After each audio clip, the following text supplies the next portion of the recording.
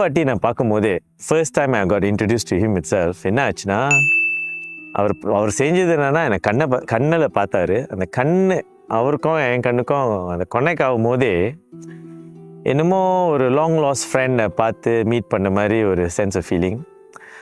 அதே நேரத்தில் நம்மளை ஒரு புரிதல், like he instantly understood me as a person. And எனக்கு என்ன செய்யணும்னு ஒரு ஃபீலிங் எனக்கு வந்துச்சு. So the first thing that happened to me when I saw him is ஒரு லாங் லாஸ் ஃப்ரெண்டை பார்த்துட்டு அண்ட் தென் என்னோட மனசில் இருந்த பாரத்தெல்லாம் அப்படியே கக்கி I couldn't stop crying the first time I met him. And I told him everything about my life in that first 1 hour that I met him. That was one of the most profound things that happened to me. அப்படியே பாரத்தெல்லாம் வெளியாகிட்டு I felt so light, so easy. அதுக்கப்புறம் நான் complaint பண்ணியிருந்தேன், எனக்குலாம் மெடிடேஷன்லாம் ரொம்ப பிடிக்கும், முடியல. அவர் ப்ரெசன்ஸில் இருக்கும்போது நான் கேட்குற கேள்விக்கும் கொடுத்த ஆன்சர்ஸ்க்கும் எல்லாத்தையும் கிளியர் பண்ணிவிட்டு from that point onwards meditation became a very sought after thing. திருப்பியும் all he did was just answer my questions. அப்புறம் லைக் ரொம்ப சிம்பிளான வழியில் அவர் எக்ஸ்பிளைன் பண்ணுவார். கேள்விக்கெலாம் he loves me asking questions when I do ask questions. என்னமோ ஒரு complicated question கேட்குற மாதிரி இருக்கும், அவர் கொடுக்குற ஆன்சர் வெரி சிம்பிளாக இருந்தாலும் டு த பாயிண்ட்டாக இருக்கும். It clears a lot of doubts. Those doubts being cleared makes life easy for me.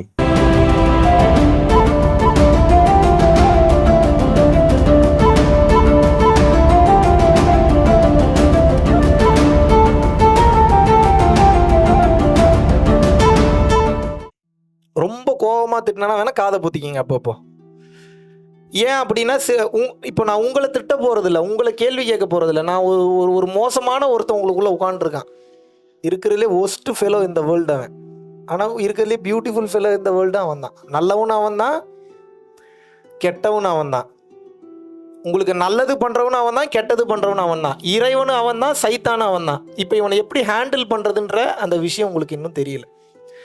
அப்போ நான் நேரடியாக அவனை போய் தொடும்போது அது சில பாதிப்புகளை ஏற்படுத்த தான் செய்யும். குத்தும், கொடையும், வலிக்கும், கஷ்டமாக இருக்கும், என்னடா இப்படி இருக்கே அப்படின்ற மாதிரிலாம் இருக்கும். ஸோ எதை பற்றியும் நீங்கள் கவலைப்படாமல் வருத்தப்படாமல் கேட்டிங்கன்னா இதில் இருக்கக்கூடிய உச்சகட்ட தத்துவம் என்பது உங்களுக்கு கிளியராக புரியும். கிளியர்? ஓகே. எதுக்கு இந்த வாழ்க்கையை நம்ம வாழ்கிறோம்?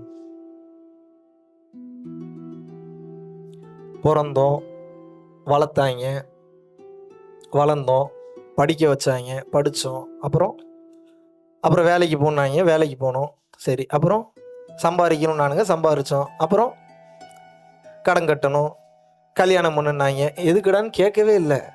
கண்ணை மூடிட்டு போய் தாலி கட்டிட்டோம். சில பேர் மோதிரம் மாற்றிட்டோம், கல்யாணமும் பண்ணிட்டோம். அடுத்து வீட்டில் ஏதாவது விசேஷம் இல்லையான்னு கேட்டு உயிர் எடுத்தாங்க. ஏன்டா என் வீட்டில் விசேஷம் வச்சா நீ ஏன்டா இவ்வளோ ஃபீல் பண்ணுற?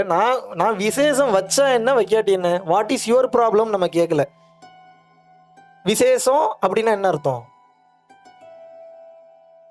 என்னங்க அவ்வளோ கஷ்டமான கேள்வியாக கேட்டேன் நான். கஷ்டமான கேள்விக்கெல்லாம் பதில் நான் சொல்ல போகிறேன். உங்களை ஈஸியான கேள்வி தானே கேட்குறேன், பதில் சொல்லுங்கள். விசேஷம்னா என்ன அர்த்தம்? குழந்தை குட்டியெல்லாம் பெற்றுக்கல. நம்ம குழந்தைய பற்றி எவன் கேட்குறான் பாருங்க. நம்ம குழந்தை குட்டி பெற்றுக்கிற பற்றி ஊரில் போகிறவன், ரோட்டில் போகிறவன் கேட்குறான். வீட்டில் ஏதாவது விசேஷம். இதில் பெரிய கூத்து என்னென்னா, ஒரு 2-3 வருஷம்லாம் ஆயிடுச்சுன்னா இவனுங்களை கண்ட்ரோலே பண்ண முடியாது. வீட்டில் விசேஷம் இல்லைங்களா, வீட்டில் விசேஷம் இல்லைங்களா? டே என்னடா பிரச்சனை உங்களுக்கு? என்ன பிரச்சனை உங்களுக்கு? நான் புள்ள பெற்றுக்கிட்டா என்ன, பெற்றுக்காட்டி என்ன? இந்த கேள்வி கேட்கல. இவனுங்களுடைய டார்ச்சருக்காகவே ஒரு கட்டத்துக்கு மேலே நம்ம என்ன பண்ணுறோம்? குழந்தை குட்டியும் பெற்றாச்சு, அப்புறம் அதுவும் வளர்ந்து வருது, அப்புறம் அதை படிக்க வைக்கிறோம். இதே இப்படியே பண்ணிக்கிட்டே இருக்கும். தூங்குகிறோம், எந்திரிக்கிறோம், பொண்டாட்டி சண்டை, புருஷன் சண்டை, அப்புறம் வீட்டு வேலைக்கு போகிறோம், அதை பண்ணுறோம், இதை பண்ணுறோம், பிஸ்னஸ் பண்ணுறோம், கோடியாக சம்பாதிக்கிறோம். இடையில சில பேருக்கு உதவுறோம். அப்புறம் வயசாகுது, ஒரு கட்டத்துக்கு மேலே கை காலில் பிரச்சனை வருது, அப்புறம் சுடுகாடு வருது, போய் படுத்துக்கிறோம். இதுதான் நடக்குது. Yes or no? என்னைக்காவது ஒரு நாளாவது உங்கள் மனசாட்சியை தொட்டு சொல்லுங்கள், ஏன் நான் இதெல்லாம் பண்ணுறேன்னு யோசிச்சிருக்கீங்களா?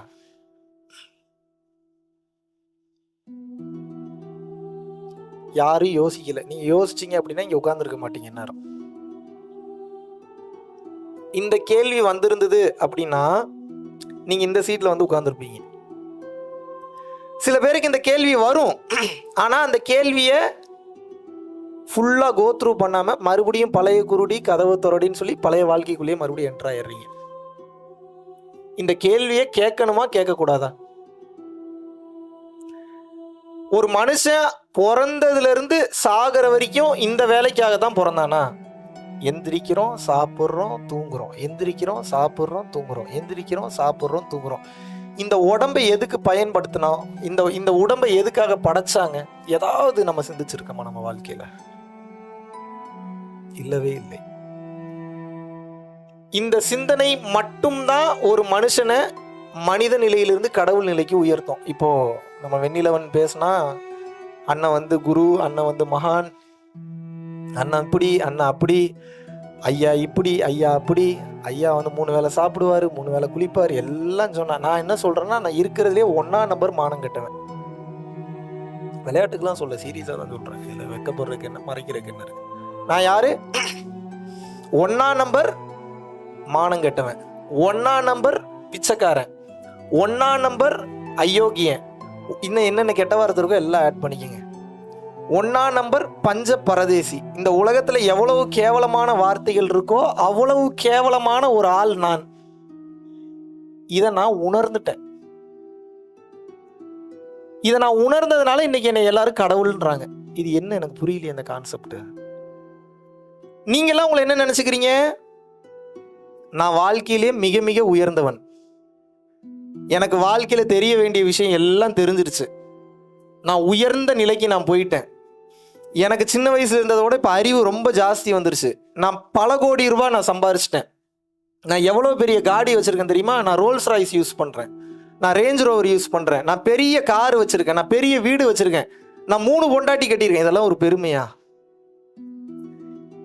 எவன் ஒருவன் தன்னை தானே தாழ்த்தி கொள்கின்றானோ அவன் பிற உயிர்களால் உயர்த்தப்படுவான். எவன் ஒருவன் தன்னை தானே உயர்த்தி கொள்கின்றானோ அவன் பிற உயிர்களால் தாழ்த்தப்படுவான். அவ்வளோதான், கிளாஸ் முடிச்சு எந்திரிச்சு போகலாம். ஆனால் நீங்கள் எந்திரிக்க மாட்டீங்க, கரெக்டா? அவ்வளோதான், இதுக்கப்புறம் பேசுறதுக்கு என்ன இருக்கு? அம்மா சத்தியமா அவ்வளோதான் கிளாஸ். என்ன கிளாஸு? வாழ்க்கையில் எவ்வளவுக்கு எவ்வளவு ஒருத்தன் கீழே தன்னை வச்சுக்கிறானோ அவ்வளவுக்கு அவ்வளோ வாழ்க்கையில் ஒருத்தன் உயர்ந்து போய்கிட்டே இருப்பான். இவ்வளோதாங்க தத்துவம். இதை புரிஞ்சுக்கிறதுக்கு இன்னும் உங்களுக்கு எத்தனை வருஷம் ஆகணும், எத்தனை வயசாகணும் நீங்கள் நினைக்கிறீங்க? இது இப்படி சொன்னா புரியாது உங்களுக்கு, நான் கிளியரா சொல்றேன். அடக்கம் அமரருள் உய்க்கும், அடங்காமை ஆரிருள் உய்த்து விடும். அடக்கம் என்பது மிகவும் அவசியம்ங்கிறார். அப்புறம் என்ன சொல்றாரு திருவள்ளுவர்? நல்லா கவனிக்கணும். தன் உயிர் தான் அற பெற்றானை ஏனைய மண்ணுயிரெல்லாம் தொழுங்கிறார்.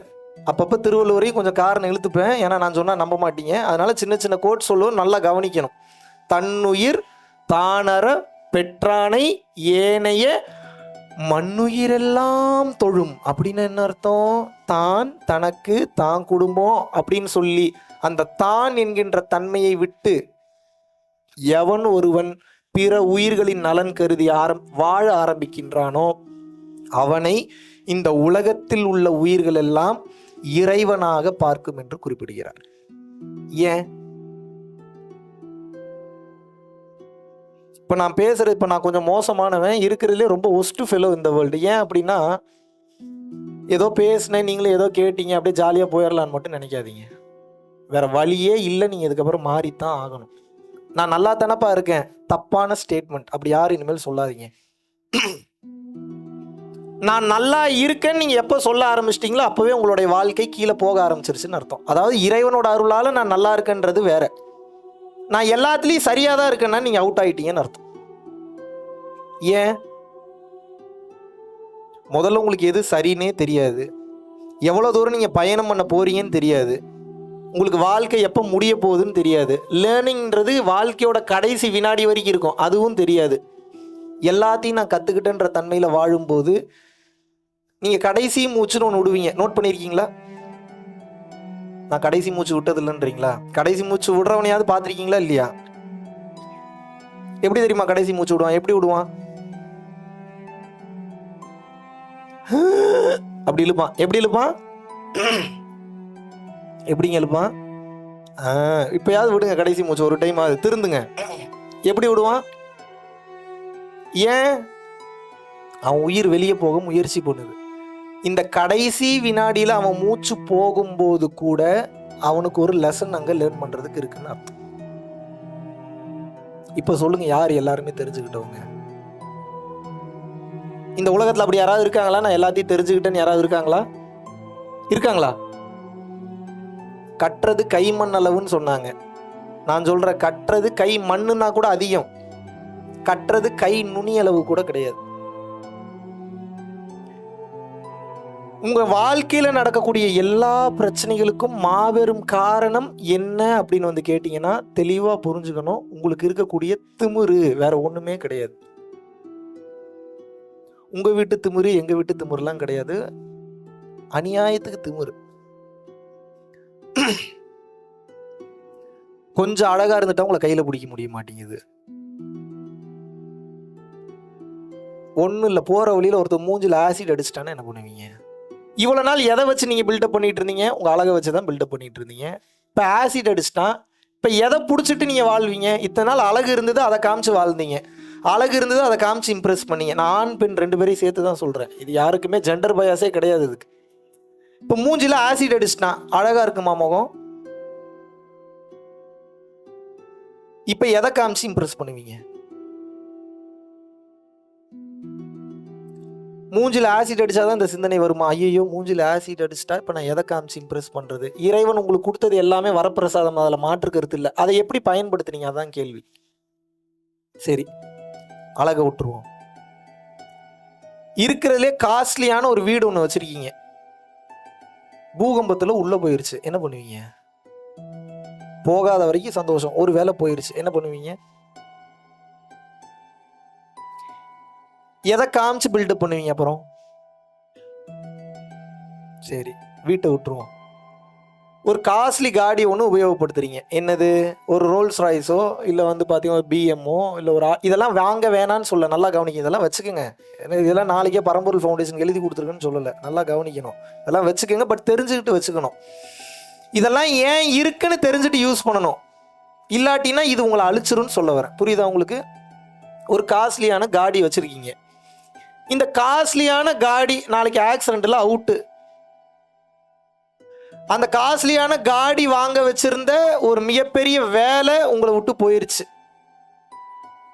மந்த்லி இஎம்ஐ கட்ட முடியல. அப்படி இல்லையா, ரெடி கேஷ் கொடுத்து ஒரு கார் ஒன்று வாங்கியிருக்கீங்க, அந்த கார் போயிருச்சு. Total loss. அந்த கார் என்ன? டோட்டல் லாஸ்னா என்ன? இன்சூரன்ஸும் கிளைம் பண்ண முடியாது, மறுபடியும் அந்த காரை யூஸ் பண்ணவும் முடியாதுன்னு அர்த்தம். இப்போ எதை காமிச்சு எதை பில்டப் பண்ணி வாழ்வீங்க?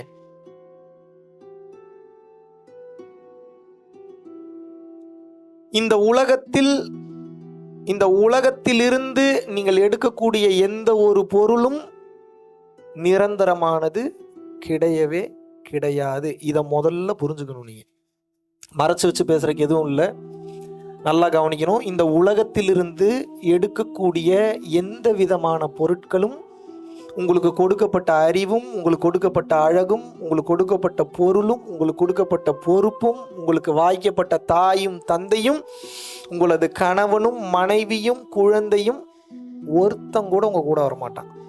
உங்களுக்கு ஒரு கஷ்டம் நான் எழுதி வச்சுக்கோங்க. இல்லையே என் புருஷன் கூட வராரு, கடைசி வரைக்கும் கூட வருவாரான்னு யோசிச்சு பார்க்கணும். இல்லையே என் மனைவி கூட வராளே, கடைசி வரைக்கும் கூட வருவாங்களான்னு யோசிச்சு பார்க்கணும். அப்ப என்ன எழுதிட்டாரு? காதற்ற ஊசியும் வாராதுக்கான் கடைவழிக்க. டேய், நீ வந்து ஒரு ஊசியில நூல் கோர்க்கணும்னா அதுக்கு ஒரு ஓட்டை இருக்கணும் அந்த ஊசிக்கு பின்னாடி, அதானே? அதான் காதற்ற ஊசி. அந்த காது இல்லாத அந்த ஊசி இருக்குல்ல, அது தங்க ஊசியா இருந்தாலும் ஏதாவது பிரயோஜனம் இருக்கா? வேணா நீங்க வச்சு உங்களை வேணா குத்திக்கலாம், உங்க கண்ணை வேணா நீங்களே குத்திக்கலாம். வேற அதை வச்சு பயன்படுற மாதிரி ஏதாவது ஒரு விஷயம் சொல்லுங்க. பயன்படுத்த முடியுமா? நோவே. இதுல நீ என்ன தெரிஞ்சுக்கணும்? பிறப்பு என்ற ஒன்று வந்தவுடன் இறப்பு என்ற ஒன்று உங்களுக்கு தீர்மானிக்கப்பட்டு விட்டது. அதில் எந்தவித மாற்று கருத்தும் இல்லை.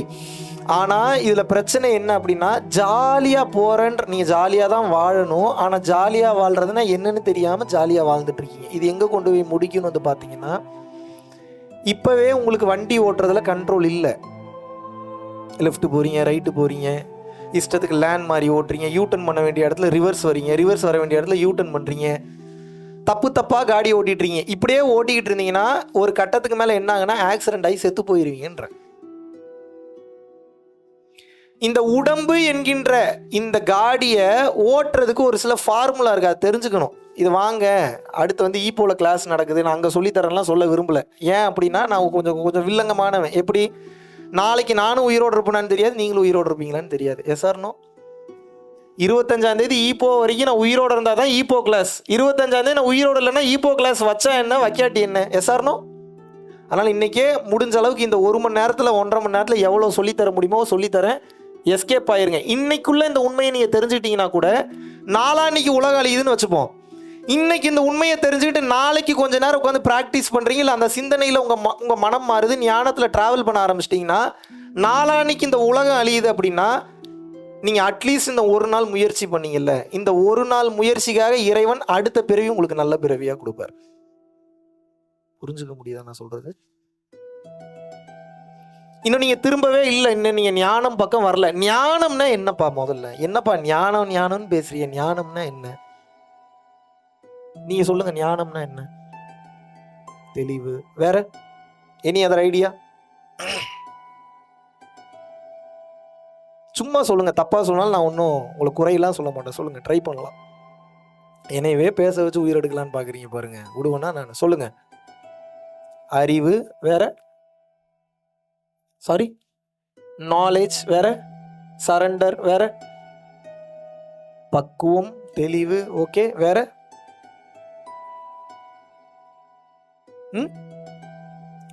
புரிதல் வேற. ஞானத்துக்கு அப்படியே ஆங்கில விளக்கம் கொடுக்குறீங்க, விஸ்டம் அப்படின்னு. விஸ்டம்னா ஞானம்னு அர்த்தம். ஞானம்னா என்னன்னு கேட்குறேன். இறையாற்றல் ஓகே.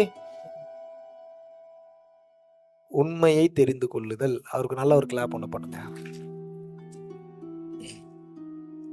புட் ஸ்டாப்ல ஞானம் அப்படின்னா என்னன்னு அர்த்தம் அப்படின்னா உண்மை அல்லது சத்தியம்னு அர்த்தம். ஞானம்னா என்ன? உண்மை அல்லது சத்தியம் என்று பொருள். பட் இந்த ஞானம் அல்லது சத்தியம் என்பது எல்லாருக்கும் புரியாது. ஏன் தெரியுமா புரியாது? நீங்க பொய்யிலேயே வாழ்ந்து பொய் உங்களுக்கு பிடிச்சி போய் பொய்யில சுகம் காண அதுல நீங்க டிராவல் பண்ணி அதுலயே ஆரம்பிச்சிட்டதுனால உண்மைன்னு ஒன்று இருந்தாலும் அதில் ட்ராவல் பண்ணுறதுக்கு உங்கள் யாருக்கும் இன்ட்ரெஸ்ட் இல்லை. அது எவ்வளோ பெரிய சுகம் லேட்டராக கொடுக்கட்டுங்க, முதல்ல இன்னைக்கு எனக்கு சுகம் வேணுங்க, அதனால் நான் பொய்யிலேயே வாழ்ந்துக்கிறேன்றீங்க. இதை ப்ரூவ் பண்ணிடலாமா? ஏன் ஞானம் எல்லாத்துக்கும் பிடிக்கிறது இல்லை? ஏன் ஞானம் எல்லாருக்கும் பிடிக்கிறது இல்லை அப்படின்னா ஒரு சின்ன ஒரு எக்ஸாம்பிள் உங்களுக்கு சொல்கிற மாதிரி சொன்னோம், புரிகிற மாதிரி சொன்னால் புரிஞ்சிடும். ஒரு எக்ஸாம்பிளுக்கு சொல்கிறேன். இப்போ அழகான ஒரு பொண்ணை பார்த்து, இல்லை அழகான ஒரு பொண்ணு ஒரு பையனை பார்த்து, உன் கண் எவ்வளோ க்யூட்டாக இருக்குது அப்படின்னு சொல்கிறோம். இது நல்ல வார்த்தை தானே, ஒன்றும் தப்பான வார்த்தை ஒன்றும் இல்லையே. காலையில் தூங்கி எழுந்திரிச்சோடனே கண்ணை பார்த்த எவனோ ஒருத்தன் இந்த வார்த்தையே சொல்லுவானா? உங்களுக்கு ஞானத்தை இதுக்கு மேலே எளிமையாக எனக்கு விளக்கம் கொடுக்கவே முடியாது. உன்னுடைய கூந்தலின் நறுமணம் எவ்வளவு அருமையாக இருக்கு. உண்மையாகவே குளிக்காம 4 நாள் இருந்த ஒருத்தன் அந்த கூந்தலின் நறுமணத்தை மோந்து பார்த்துட்டு உன்னுடைய கூந்தலின் மனம் மிகவும் அழகாக இருக்கு, மிகவும் அருமையா இருக்கு சொல்லுவானா? நெற்றிக்கண் திறப்பினும் குற்றம் குற்றமேன்னு சொல்லி நக்கீரரே ப்ரூவ் பண்ணிட்டாரு. பெண்களின் கூந்தலிற்கு இயற்கையில் மனமே இல்லை அப்படின்னு சொல்லி நக்கீரர் வாதாடுறாரு. சிவபெருமான் என்ன சொல்றாரு? இல்லை இருக்குன்றார். வேணும்னே வந்து வம்புழுக்கிறாரு. அவர் வேற மேட்ரு, அவர் வந்தது வேற விஷயத்துக்காக வந்தார். இருந்தாலும் அப்புறம் சண்டை போடுறாரு, அப்புறம் நெத்திக்கண்ணை திறக்கிறாரு, எரிக்கிறாரு. இருந்தாலும் நீ செஞ்சது தப்பு தான்றாப்புல. அதுக்கப்புறம் அவருக்கு உயிர் கொடுக்குறாரு, அது வேற கணக்கு. இருந்தாலும் கூட உண்மை என்ற ஒன்று இருக்கு இல்லையா? இப்போ எதுக்கு இதை சொன்னேன் அப்படின்னா, ஜோக்ஸ் அப்பார்ட், இதில் இருக்கிற உண்மையை தெரிஞ்சுக்கணும். இந்த மாதிரி தான் பொய் சுகங்களுக்கே உங்களது மனமும் உங்களது உடலும் பழகி விட்டது முழுக்க. இப்போ ஒரு எக்ஸாம்பிளுக்கு நான் சொல்கிறேன். உங்களை கல்யாணம் பண்ண வேணான்னு சொல்ல, லவ் பண்ண வேணான்னு சொல்ல, லிவின்ல இருக்க வேணான்னு சொல்ல, குழந்தை குட்டி பெற்றுக்க வேணான்னு சொல்ல, நான் எதுவுமே சொல்லலை. நான் ஒன்று தான் சொல்கிறேன். எதுக்கு நான் இதெல்லாம் பண்ணுறேன்? இந்த கேள்வியை மட்டும் கேட்கணும் நீங்கள். அப்பப்போ இந்த கேள்வி கேட்டிங்கன்னா தான் பதில் கிடைக்கும், இல்லை என்றால் பதில் கிடைக்காது. ஏன் ஞானம் ஒருத்தனுக்கு அவசியம் அப்படின்னா, கடைசி வரைக்கும் உண்மையை உங்களால் தெரிஞ்சுக்க முடியாமல் போயிடும். அது உண்மை உண்மைன்றியா? அப்படி என்னதான்டா உண்மை? எவ்வளோ பெரிய உண்மை சொல்லிடலாமா? வெளிப்படையா சொல்லிடலாமா? என்னதான்டா உண்மை? அப்படி இங்க என்னதான் இருக்கு? இங்க ஒண்ணுமே இல்லை, அதுதான் உண்மை. என்னடா சேர் இருக்கு, டவுசர் இருக்கு, பேண்ட் இருக்கு, லைட் இருக்கு, பின்னாடி இவ்வளோ பெரிய எல்இடி இருக்கு, சட்டை இருக்கு, வேஷ்டி இருக்கு, மைக் இருக்கு, இல்லைன்றியே. இருக்கு ஆனா இல்லை. குழப்பறானா? கரெக்டா சொல்றேனா?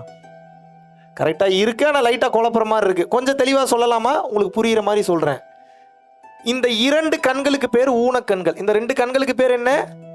ஊனக்கண்கள். இந்த 2 கண்கள் வழியாக நீங்கள் எதை பார்த்தாலும் இருப்பது போல தோன்றும், ஆனால் உண்மையில் அந்த பொருள் அங்கே இல்லை. இது உங்களுக்கு இப்போ புரியாது.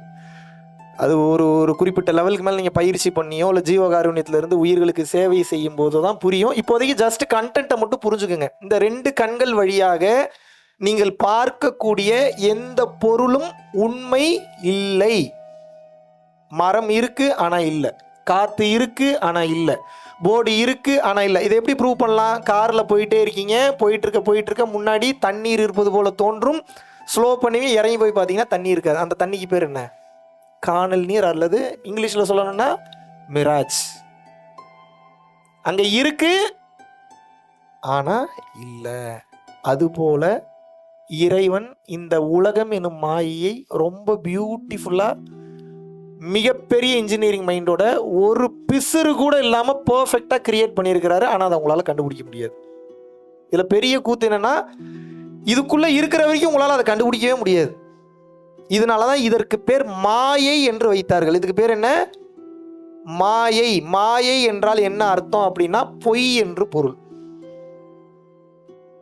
அப்ப மெய் என்பது என்ன? இந்த உடலையும் மெய் என்று கூறுவார்கள், பட் இந்த உடலும் பொய் தான். அப்ப உண்மையான மெய் என்பது என்ன? ஒன்னும் இல்லை. ந புண்ணியம் ந பாபம்ங்கிறார் ஆதிசங்கரர். என்ன சொல்றாரு? இங்க பாவமும் இல்லை, புண்ணியமும் இல்லை. எப்போ? தெரிஞ்சவனுக்கு. தெரியாதவனுக்கு எல்லா பாவமும் இருக்கு, எல்லா புண்ணியமும் இருக்கு. தெரிஞ்சவனுக்கு தான் புண்ணியம் இல்லை, பாவம் இல்லை. இரவும் இல்லை, பகலும் இல்லை, நல்லதும் இல்லை, கெட்டதும் இல்லை, ஆணும் இல்லை, பெண்ணும் இல்லை, நிலமும் இல்லை, நீரும் இல்லை, காற்றும் இல்லை, ஒளிமண்டலமும் இல்லை, வளிமண்டலமும் இல்லை, எதுவும் இல்லை. ஆனா எல்லாம் இருப்பது போலவே தோன்றும். ஏன்? இதெல்லாம் இல்லைன்னு சொல்லி எது தெரியுமா பார்க்கும்? உங்களோட ஆன்மா தான் பார்க்கும். அந்த ஆன்மாவை ஒரு டப்பாக்குள்ள போட்டு அடைச்சிட்டானுங்க. அந்த டப்பாக்கு பேரு உடல்னு அர்த்தம். இந்த உடலுக்குள்ள உங்களுடைய ஆன்மா இருக்கிற வரைக்கும் இது பொய்யாக தோன்றும், ஆனால் இது எதுவும் உண்மை கிடையாது. இது எல்லாமே இருக்கிற மாதிரி தெரியும், ஆனா இது எதுவுமே இல்லை. உண்மை போல தோன்றும், ஆனால் இது எதுவும் உண்மை இல்லை. இருந்தாலும் வேற வழி இல்லை. இந்த உலகத்துல நம்ம வாழ்ந்துதான் ஆகணும். எப்படி வச்சிருக்கான் பாருங்க ஆப்பு. இப்போ என்னதான் என்னை செய்ய சொல்றேன்? காலம் போற கடைசி வரைக்கும் வெயிட் பண்ணணும். இதுல 2 வகையில வெயிட் பண்ணி சாகலாம். ஒன்று, தெளிவோட செத்து அடுத்த பிறவி இல்லாம போகலாம். அப்படி இல்லைன்னா தெளிவில்லாம செத்து மீண்டும் எதுக்காக ஆசைப்பட்டீங்களோ அதை அடையிறதுக்காக இப்ப ராமசாமி குப்புசாமின்னு இருக்கீங்கன்னா அடுத்து மணிகண்டன் சுப்பிரமணியன் இன்னொரு பேர்ல வருவீங்க. ஏன்? உங்கள் மனம் ஒரு விஷயத்திற்காக ஆசைப்பட்டது. நீங்கள் ஆசைப்பட்ட அந்த காரணத்திற்காக இறைவன் பெரும் கருணை கொண்டு உங்களுக்கு மீண்டும் இன்னொரு உடலை கொடுக்கிறார். அவர் உங்களுக்கு கெட்டது பண்ணல. அவர் என்ன பண்றாரு? நீ தானே இங்க வாழணும்னு ஆசைப்பட்ட, வாழு, போ, செகண்ட் ரவுண்ட் போயிட்டு வான்னு இன்னொரு உடலை கொடுத்து அனுப்புறாரு. இதுதான் நடக்குது. மீண்டும் மீண்டும் இது நடக்கும். மீண்டும் மீண்டும் நடக்கும். again and again and again and again and again and again and again it will happen in your life. ஏதா புரியுதா நான் சொல்றது? நான் பெரிய பெரிய தத்துவங்கள்லாம் சொன்னா குழம்பிறீங்க. தன்னை அறிய தனக்கு இல்லை, தன்னை அறியாமல் தானே கெடுகிறான், தன்னை அறியும் அறிவை அறிந்த பின் தன்னை அர்ச்சிக்கத்தான் இருந்தாலே உடம்பாரையின் உயிர் அழிவர் திடம்பட மெய்ஞானம் சேரவும் மாட்டார். உடம்பை வளர்க்கும் உபாயம் உணர்ந்த பின் உடம்பை வளர்த்தேன் உயிர் வளர்த்தேனே ஓடி ஓடி ஓடி ஓடி உட்கலந்த ஜோதியே. இது என்ன புரியும் உங்களுக்கு? இப்படிலாம் நான் பாடினா இப்படியே பார்த்துக்கிட்டே இருப்பீங்க. கடைசி ஏதோ பேசுறாரு, பெரிய அறிவாளி போல. நான் அறிவாளின்னு எனக்கு தெரியும். சில நேரங்களில் நான் மிகப்பெரிய முட்டாள்ன்றது எனக்கு தெரியும். இப்போ நான் அதை ப்ரூவ் பண்ண வரல. நான் அறிவாளியோ முட்டாளோ என்ன விடுங்க. நீ என்ன ஆராய்ச்சி பண்ணீங்கன்னா தோற்று போயிடுவீங்க. நான் எப்போ என்ன மனநிலையில் எப்படி செயல்படுவேன்றது யாராலையும் கண்டுபிடிக்க முடியல. என்னாலேயே கண்டுபிடிக்க முடியல. நீங்கள் எப்படி கண்டுபிடிப்பீங்க? என்னுடைய நோக்கம் என்னன்னா உண்மையை தெரிஞ்சுக்குங்க, புரிஞ்சுக்குங்க, எஸ்கேப் ஆயிருங்க. ஏன் அப்படின்னா இல்லாட்டினா மீண்டும் மீண்டும் பிறப்பீங்க. ரொம்ப கொடூரமான காலகட்டம்லாம் இதுக்கப்புறம் வரப்போகுது. நீங்கள் நினைக்கிற மாதிரி விளையாட்டு காரியம்லாம் இது கிடையாது. உங்களுக்கு புரிய மாட்டேங்குது. இப்போ நான் ஒரு சின்ன ஒரு கேள்வி கேட்குறேன், இதுக்கு நீங்கள் பதில் சொல்லுங்கள். இன்னும் எவ்வளோ கொடூரமான வாழ்க்கையில் நீங்கள் போய் வாழ போறீங்கன்னு தெரியும். இதுவே மாயைன்றேன். இப்போ இங்கே வாழ்கிறதுக்கே பிடிக்காம தண்ணி அடிக்கிறீங்க, சரக்கு அடிக்கிறீங்க, மற்ற போதைப் பொருட்கள் யூஸ் பண்ணுறீங்க. இதெல்லாம் நான் தப்புன்னு சொல்ல வரல. ஆனால் இதில் போய் சிக்கிட்டீங்கன்னா மாட்டிப்பீங்க, வெளியில் வர முடியாது. உள்ளே போகிறவனுக்கு வெளியே வர தெரியணும். மரம் ஏறுறவனுக்கு கீழே இறங்கவும் தெரியணும். ஏற மட்டும்தான் தெரியுது, மேலேயே உட்காந்துக்கிங்க, இறங்க தெரிய மாட்டேங்குது. என்ன பண்ணுவீங்க? இது போக போக எங்கே கொண்டு போய் நிப்பாட்டும்னா நல்லா கவனிக்கணும். இப்போ ஒரு சின்ன ஒரு கேள்வி கேட்குறேன். உங்களுக்கு ரொம்ப பிடிச்ச ஒரு ஆள் இருக்கார், அவர் செத்து போயிட்டார். அவர் தான் உங்களுக்கு ரொம்ப பிடிக்கும். இப்போ அவரை உயிரோட கொண்டு வர முடியுமா? ஆனால் இப்போ உயிரோட கொண்டு வரலாம், மீண்டும் அவங்ககிட்ட நீங்கள் பேசலாம், வாழ்க்கை வாழலன்னா என்ன பண்ணுவீங்க? கொண்டு வருவீங்களா மாட்டிங்களா? ஹானஸ்டாக பேசணும், ஞானி மாதிரி பேசக்கூடாது. விருப்பப்படுவீங்களா மாட்டிங்களா? விருப்பப்படுவீங்களா மாட்டிங்களா? கொண்டு வருவானுங்க. விர்ச்சுவல் ரியாலிட்டின்னு ஒன்று. அந்த விர்ச்சுவல் ரியாலிட்டிக்குள்ளே போயிட்டீங்கன்னா நீங்கள் விருப்பப்படுற கேரக்டர் ஒரிஜினலாகவே அங்கே வந்துடும். அந்த கேரக்டரோட நீங்கள் வாழலாம். உங்களோட கான்ஷியஸ்னஸ் ஃபுல்லாக அதில் போயிடும். அதில் ப்ரோக்ராம் பண்ணிவிடுவான். இப்போ கொண்டு வந்துட்டான் யார்? Elon Musk. நியூரா லிங்க்னு ஒன்று கொண்டு வந்திருக்கான். சிப்பை வந்து மூளையில் இன்செர்ட் பண்ணி இப்போ அந்த உயிர் வந்து ரெக்கவர் ஆகிட்டு இருக்கு. ஆல்ரெடி அனௌன்ஸ் பண்ணிட்டானுங்க. அந்த சிப்பை எடுத்து உங்கள் பிரெயின்லாம் பொருத்துவானுங்க அவனுங்க. எதுக்குன்னு நினைக்கிறீங்க? அவன் எந்த மாரியம்மன் கோயிலுக்கு நேர்ந்து விட்டு வந்திருக்கான் உங்களுக்கு நல்லது பண்ணுறதுக்கு? எவன் உங்கள் நன்மைக்காக வரான்னு சொல்லுங்கள். இப்போ எனக்கே ஒரு சுயநலம் இருக்குது, வெளிப்படையாக சொல்கிறேன். உங்களுக்கெல்லாம் கிளாஸ் எடுக்கலாம், எனக்கு டிக்கெட் கொடுக்க மாட்டானுங்க மேலே. இப்போ அந்த சுயநலத்துக்காக தான் நான் பேசிகிட்டு இருக்கேன். எனக்கே சுயநலம் இருக்குது. பிஸ்னஸ் மேனுக்கெலாம் சுயநலம் இருக்குமா இருக்காதா? இப்போ புரியுதா உங்களுக்கு? இப்போ இதெல்லாம் வந்துருச்சுன்னா என்ன ஆகுனா, உட்கார்ந்த இடத்துல இருந்து உங்களை ஆப்ரேட் பண்ணுவான். அப்போ அந்த விர்ச்சுவல் ரியாலிட்டிக்குள்ளே போயிட்டீங்கன்னா நீங்கள் எந்த கேரக்டர் விருப்பப்படுறீங்களோ அந்த கேரக்டர் கூடயே வாழலாம், அந்த கேரக்டர் கூடயே பயணம் பண்ணலாம், சுகமாகவே இருக்கலாம், சந்தோஷமாகவே இருக்கலாம். இது இருக்கிறதெல்லாம் போதையெல்லாம் விட பெரிய போதை இது. இந்த போதைக்கு நீங்கள் அடிக்ட் ஆகிட்டீங்கன்னா இதுவே மாயைன்றேன். அப்போ அதுக்கு பேர் என்ன? மாயையிலே கேவலமான மாயை. அந்த மாயைக்குள்ளே போயிட்டீங்கன்னா இங்கே வர்றதுக்கே பிடிக்காது. நீங்கள் அதுக்கு அடிக்ட் ஆகிட்டீங்கன்னா சோலி சுத்தம் முடிஞ்சு, க்ளோஸ், சாப்டர் க்ளோஸ். உங்களுக்கு இங்கே வர்றதுக்கு பிடிக்கவே பிடிக்காது. பசிக்காது, மாத்திரை போட்டுப்பீங்க, வேலை செய்ய பிடிக்காது, உழைக்க பிடிக்காது, எக்ஸசைஸ் பண்ண பிடிக்காது, ஹெல்த்தியாக இருக்கிற மாதிரியே இருப்பீங்க. எப்படி இது உங்களுக்கு புரிய வைக்கலான்னு அவதார் படம் எத்தனை பேர் பார்த்தீங்க? சும்மா கை தூக்குங்க. என்னங்க இப்போ இதில் என்னங்க குற்றம் இருக்குது? பார்த்தீங்களா அந்த அவதார் படம்? பார்த்தீங்களா? இவங்க கால் முடியாமல் படுத்திருப்பான், ஆனால் இவனோட உயிர் எங்கே இருக்கும்? வேற ஒரு உலகத்தில் இருக்கு. அங்கே நல்ல ஹெல்த்தியாக ஊர் சுற்றிட்டு இருப்பான். அந்த மாதிரி ஆயிடுவீங்க நீங்கள். இது நடக்கும் இல்லை, நடக்க போகுது. பார்த்ததுனால தான் சொல்கிறேன், பார்க்காதனால தான் சொல்கிறேன். எல்லாத்தையும் ப்ரூஃபோட தான் பேசுகிறேன். நீங்கள் எதிர்பார்க்குற மாதிரி என்னால் ஃபிசிக்கல் ப்ரூஃப்லாம் காட்ட முடியாது. நம்புங்க, உங்கள்கிட்ட பொய் சொல்லி எனக்கு ஒன்றும் நடக்க போகிறதில்ல. உங்கள்கிட்ட பொய் சொல்லி எனக்கு என்ன நடக்க போகுது? இதெல்லாம் நீங்கள் போய் சிக்கிக்கிட்டீங்கன்னா உங்களால் வெளியில் வரவே முடியாது. இந்த மாயிலிருந்தே உங்களால் வெளியில் வர முடியல. இப்போ ஒரு எக்ஸாம்பிளுக்கு ஒரு சிகரெட் அடித்து பழகிட்டீங்க, ஒரு சரக்கு அடித்து பழகிட்டீங்க. இந்த போதையே அடிக்கடி உங்களை வந்து இதுக்கு பேர் ட்ரிகரிங் பாயிண்ட்ஸும்பாங்க. அடுத்து வேறு எவனா சரக்கு அடிக்கும் போதோ சிகரெட் அடிக்கும் போதோ ஸ்மெல் அடிக்கும்.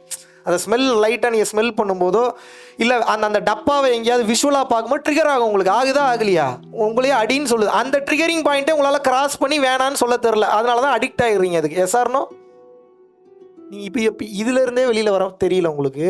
நீங்கள் இதெல்லாம் போய் அடிக்ட் ஆகிட்டீங்கன்னா எப்படி வெளியில் வருவீங்க? உங்கள் ஆன்மா எப்படி நிம்மதி நிலைக்கு போகும்? முதல்ல ஆன்மா நிம்மதி நிலைன்னா என்னன்னு தெரிஞ்சுக்கோங்க. எதுக்கெல்லாம் ஆசைப்படுறீங்களோ அதை அடையிற வரைக்கும் இந்த ஆன்மாவை விடுதலை அடைய விடாமல் உங்கள் மனசு இறுக்கி பிடிச்சி வச்சுருக்கோம். நல்லா கவனிக்கணும். நீங்கள் எதுக்கெல்லாம் ஆசைப்படுறீங்களோ 2 வகையில் அந்த ஆசையிலேருந்து வெளியில் வரலாம். ஒன்று, கொஞ்சம் யோசித்து இந்த ஆசை அவசியம் தானா, முக்கியம் தானா, இது நம்மளை எவ்வளோ தூரம் கொண்டு போய் விடப்போகுது, இது எந்த மாதிரியான கான்சிக்வன்சஸ் கொண்டு வரும், 80 வயசு வரைக்கும் வாழ்ந்து அந்த நிலைக்கு போகிறதுக்கு நான் ஏன் அதை பண்ணேன், இப்போவே அதுலேருந்து வெளியில் வந்துடுறேன்னு வெளியில் வந்தாலும் அந்த ஆசையிலேருந்து வெளியில் வந்துடலாம். இதுக்கு பேர் புரிதல் அல்லது ஞானம் அல்லது ஞான புரிதல். இப்படியே வெளியில் வரலாம். அப்படி இல்லைன்னா செருப்படிப்பட்டு, மிதிப்பட்டு, அவமானப்பட்டு, துன்பப்பட்டு, துயரப்பட்டு, அசிங்கப்பட்டு, வெக்கப்பட்டு, வேதனைப்பட்டு, காஞ்சிப்பட்டு, அந்த பட்டு இந்த பட்டு, எத்தனை பட்டு இருக்கோ அத்தனை பட்டு வச்சுக்கோங்க.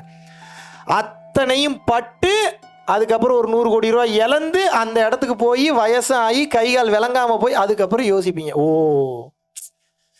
80 வயசானால் வேகமாக ஓட முடியாது போல. 80 வயசானால் வேகமாக ஓட முடியாதுன்றத ஏன் 20 வயசுலேயே யோசிக்கிறதுக்கு உங்களுக்கு கெப்பாசிட்டி போயிருச்சா?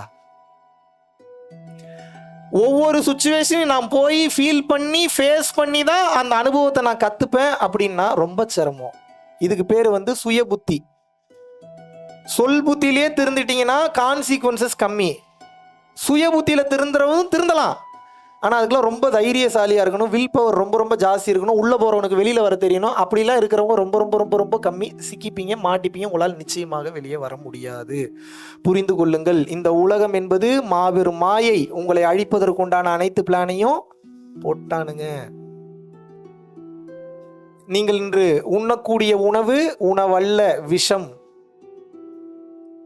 மண் மலடாகி விட்டது, காற்று மாசுபட்டு விட்டது, நீர் கலப்படம் செய்யப்பட்டு விட்டது, நீங்கள் உண்ண அஜினோமோட்டோ கலக்கப்பட்டு விட்டது. இப்போ ஒரிஜினல், இப்போ ஒருத்தன் நல்லெண்ணெய்னு ஒன்று கொடுக்குறான், அதுக்கு அவன் என்ன தெரியுமா விளக்கம் கொடுக்குறான்? கசப்பு சுவையே இல்லாத சுத்தமான நல்லெண்ணெய். அடே, கசப்பு சுவை இல்லைன்னா அது நல்லெண்ணெயே இல்லடா, நீ என்னடா நல்லெண்ணெய் கொடுக்குற? எனக்கு புரியலையே. முதல்ல நம்ம எப்படி விளக்கிட்டு இருந்தோம்? பேஸ்ட் பிரஷை வச்சா விளக்கிட்டு இருந்தோம். வேப்பங்குச்சி, பல்பொடி, செங்கல், வெறுங்கை இதை வச்சு விளக்கிட்டு இருந்தோம். அப்புறம் கொஞ்சம் கொஞ்சமாக வந்தான், உப்பு வச்சு விளக்கணும். அப்புறம் என்ன பண்ணா, கொஞ்சம் கொஞ்சமாக வந்தான், அப்புறம் பேஸ்ட்டுக்கு மாற்றினான், அப்புறம் அதை மாற்றினான், இதை மாற்றினான். இப்போ என்ன சொல்கிறான்? உங்கள் பேஸ்ட்டில் உப்பு இருக்கான்னு மறுபடியும் கேட்குறான். நான் கேட்குறேன், உங்களுக்கு அறிவு இருக்கா? ஏன்டா, எங்கேருந்து ஆரம்பித்து எங்கே கொண்டு வந்து மீண்டும் என்ன பேஸ்ட்டில் உப்பு இருக்கான்ற அளவுக்கு நீ கேட்குறேன்னா, நம்ம எந்த அளவுக்கு இன்றைக்கு பயன்படுத்திக்கிட்டு இருக்கான் பாருங்க. நம்ம இது நம்ம விளையாட்டாக எடுத்துக்கொண்டாலும் கூட நவீன யுகம் நம்மை ஆட்கொண்டு வருகின்றது. உண்மையை மறந்து கொண்டே போகிறோம். இந்த உண்மையை நீங்கள் தெரிந்து கொள்ளவில்லை என்றால் நிச்சயமாக சொல்கிறேன், இன்னும் பல 100, பல்லாயிரம், பல லட்சம் பிறவிகள் நீங்கள் எடுப்பீங்க. திருமூலர் திருமந்திரத்தில் மிக தெளிவாக எழுதுகிறார், பாவம் நீ அதிகமாக செய்தாய் என்றால் மலத்தில் ஊறும் புழுவாக நீ பிறப்பாய். அப்படின்னா என்ன அர்த்தம்? புரிஞ்சுதானே என்ன சொல்றேன்னு? பாவம் நீ அதிகமாக செய்தாய் என்றால் மலத்தில் ஊறும் புழுவாகவும் நீ பிறப்பாய். அப்படின்னா என்ன அர்த்தம்? மறுபடியும் உங்களுக்கு இந்த மனித உடல் கிடைக்குமான்றது டவுட் தான். ஏன் மனித உடல் அவ்வளவு சிறப்பு? மனித உடலில் இருக்கும்போதுதான் நீங்கள் பிறவியற்ற நிலைக்கு நீங்கள் செல்ல முடியும். இல்லை என்றால் மீண்டும் டீகிரேட் ஆகிறதுக்கு வாய்ப்பு இருக்கு, கை கால் விளங்காமல் பிறக்கிறதுக்கு வாய்ப்பு இருக்கு, கண்ணு தெரியாமல் பிறக்கிறதுக்கு வாய்ப்பு இருக்கு, நோய்களோட பிறக்கிறதுக்கு வாய்ப்பு இருக்கு, மோசமான தாய் தகப்பனுக்கு பிறக்கக்கூடியதற்கு வாய்ப்பு இருக்கு, மோசமான பொண்டாட்டி அமைய வாய்ப்பு இருக்கு, மோசமான புருஷன் அமைய வாய்ப்பு இருக்கு. எல்லாம் சரியா இருந்தாலும் ஒரு புள்ள தப்பா பிறந்ததுன்னா உங்க மான மரியாதைக்கு எடுத்து நடுத்தருவில் கொண்டு வந்து நிப்பாட்டிடுவான். நிச்சயமாக நடக்கும். சுகமா வாழ்றீங்களா, கஷ்டத்தோட வாழ்றீங்களா? பதில் சொல்லுங்க. சந்தோஷமா வாழ்றீங்களா, கஷ்டத்தோட வாழ்றீங்களா? அப்ப சந்தோஷமே கிடைக்கல உங்களுக்கு. பொய் பேசக்கூடாது, உண்மையை சொல்லணும். சந்தோஷம் இருக்கா இல்லையா வாழ்க்கையில? Very good. கஷ்டம், சந்தோஷம் எத்தனை % இருக்கு? 50-50. ஏங்க இப்படி இவ்வளவு பெரிய பொய் பேசுறீங்க? ஏங்க, ஒருத்தர் இந்தியால இருந்து கிளம்பி வந்தானே என்ன பொய் வேணாலும் பேசுவீங்களா நீங்க? கொஞ்சம் ஏமாந்தவன்லாம் உட்காந்தா என்னையவே நம்ப வச்சிருக்கோம், ஒருவேளை 50-50 தான் கிடைக்கும் போல அப்படின்னு. 20% சந்தோஷத்துக்காக 80% கஷ்டத்தை அனுபவிச்சுட்டு இருக்கீங்க. தான் நடக்குது உங்க வாழ்க்கையில. 20 ஜாஸ்தி, less than 10% தான் உங்களுக்கு சந்தோஷம் கிடைக்குது. சந்தோஷம்னா முதல்ல என்ன நினைக்கிறீங்க?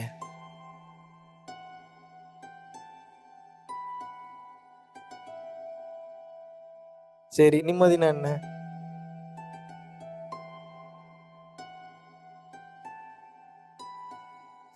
மறுபடியும் சொல்கிறேன், இந்த வாழ்க்கையை உங்களை நான் வாழ வேணான்னு சொல்லலை. உங்களுக்கு பிடிச்ச மாதிரி வாழுங்க, ஊர் சுற்றுங்க, கார் வாங்குங்க, ஹெலிகாப்டரில் போங்க, எல்லாம் பண்ணுங்க. ஆனால் இதெல்லாம் நிரந்தரம் இல்லைன்றது தெரிஞ்சு போகணும். இல்லாட்டினா மறுபடியும் போக தூண்டும். மறுபடியும் அந்த ஆசை உங்களை விடாது. நல்லா கவனிங்க. சந்தோஷம்னா என்னன்னு அர்த்தம் அப்படின்னா, சந்தோஷத்துக்கு முதல்ல ஒருத்தன் போகணும் அப்படின்னா முதல்ல மனசுனா என்னன்னு தெரிஞ்சுக்கணும். மனசுனா என்னன்னு தெரிஞ்சுக்கிட்டாதான் திருப்தி நிலைக்கு போவீங்க. திருப்தி நிலைக்கு மனசு போனாதான் சந்தோஷத்துக்கு போவீங்க, இல்லைன்னா போக மாட்டீங்க. இவ்வளவுதான் ரகசியம். முதல்ல இது எப்படின்னு சொல்றேன், நல்லா கவனிங்க. இப்போ உங்ககிட்ட ஒரு 1 மில்லியன் ரிங்கெட்ஸ் இப்போ நான் கொடுக்குறேன். எப்படி இருக்கும்? வேண்டான்னு விட்டுட்டு போயிடுவீங்களா? டேக்ஸ் ப்ராப்ளம்லாம் நான் கட்டிக்கிறேன், வரக்கூடிய பஞ்சாயத்தை நான் பார்த்துக்கிறேன், இப்போ உங்களுக்கு 1 மில்லியன் ரிங்கெட்ஸ் உங்கள் கையில் கொடுக்குறேன், ஃபுல்லாக 100 ரிங்கெட்ஸ் நோட்ஸ். எப்படி இருக்கும்? எப்படி இருக்கும்? சந்தோஷமா இருக்கு. ஏன் சந்தோஷமா இருக்கு? இப்போ நான் ஒரு கேள்வி கேட்குறேன், பதில் சொல்லணும்.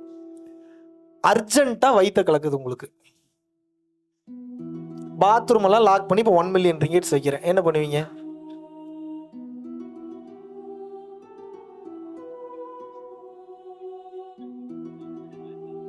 நீங்க எங்க போனாலும் என்னோட வாலண்டியர்ஸ் நிற்பாங்க, எல்லா பாத்ரூமும் லாக்குடு, என்ன பண்ணுவீங்க? இப்போ சந்தோஷம் எங்க இருக்கு? எங்க இருக்கு சந்தோஷம்? எங்க இருக்கு? ஏன் 1 மில்லியன் ரிங்கெட்ஸ் வேனில் எடுத்து தொடச்சிக்க வேண்டியதானே? ஏன் வேணான்றீங்க?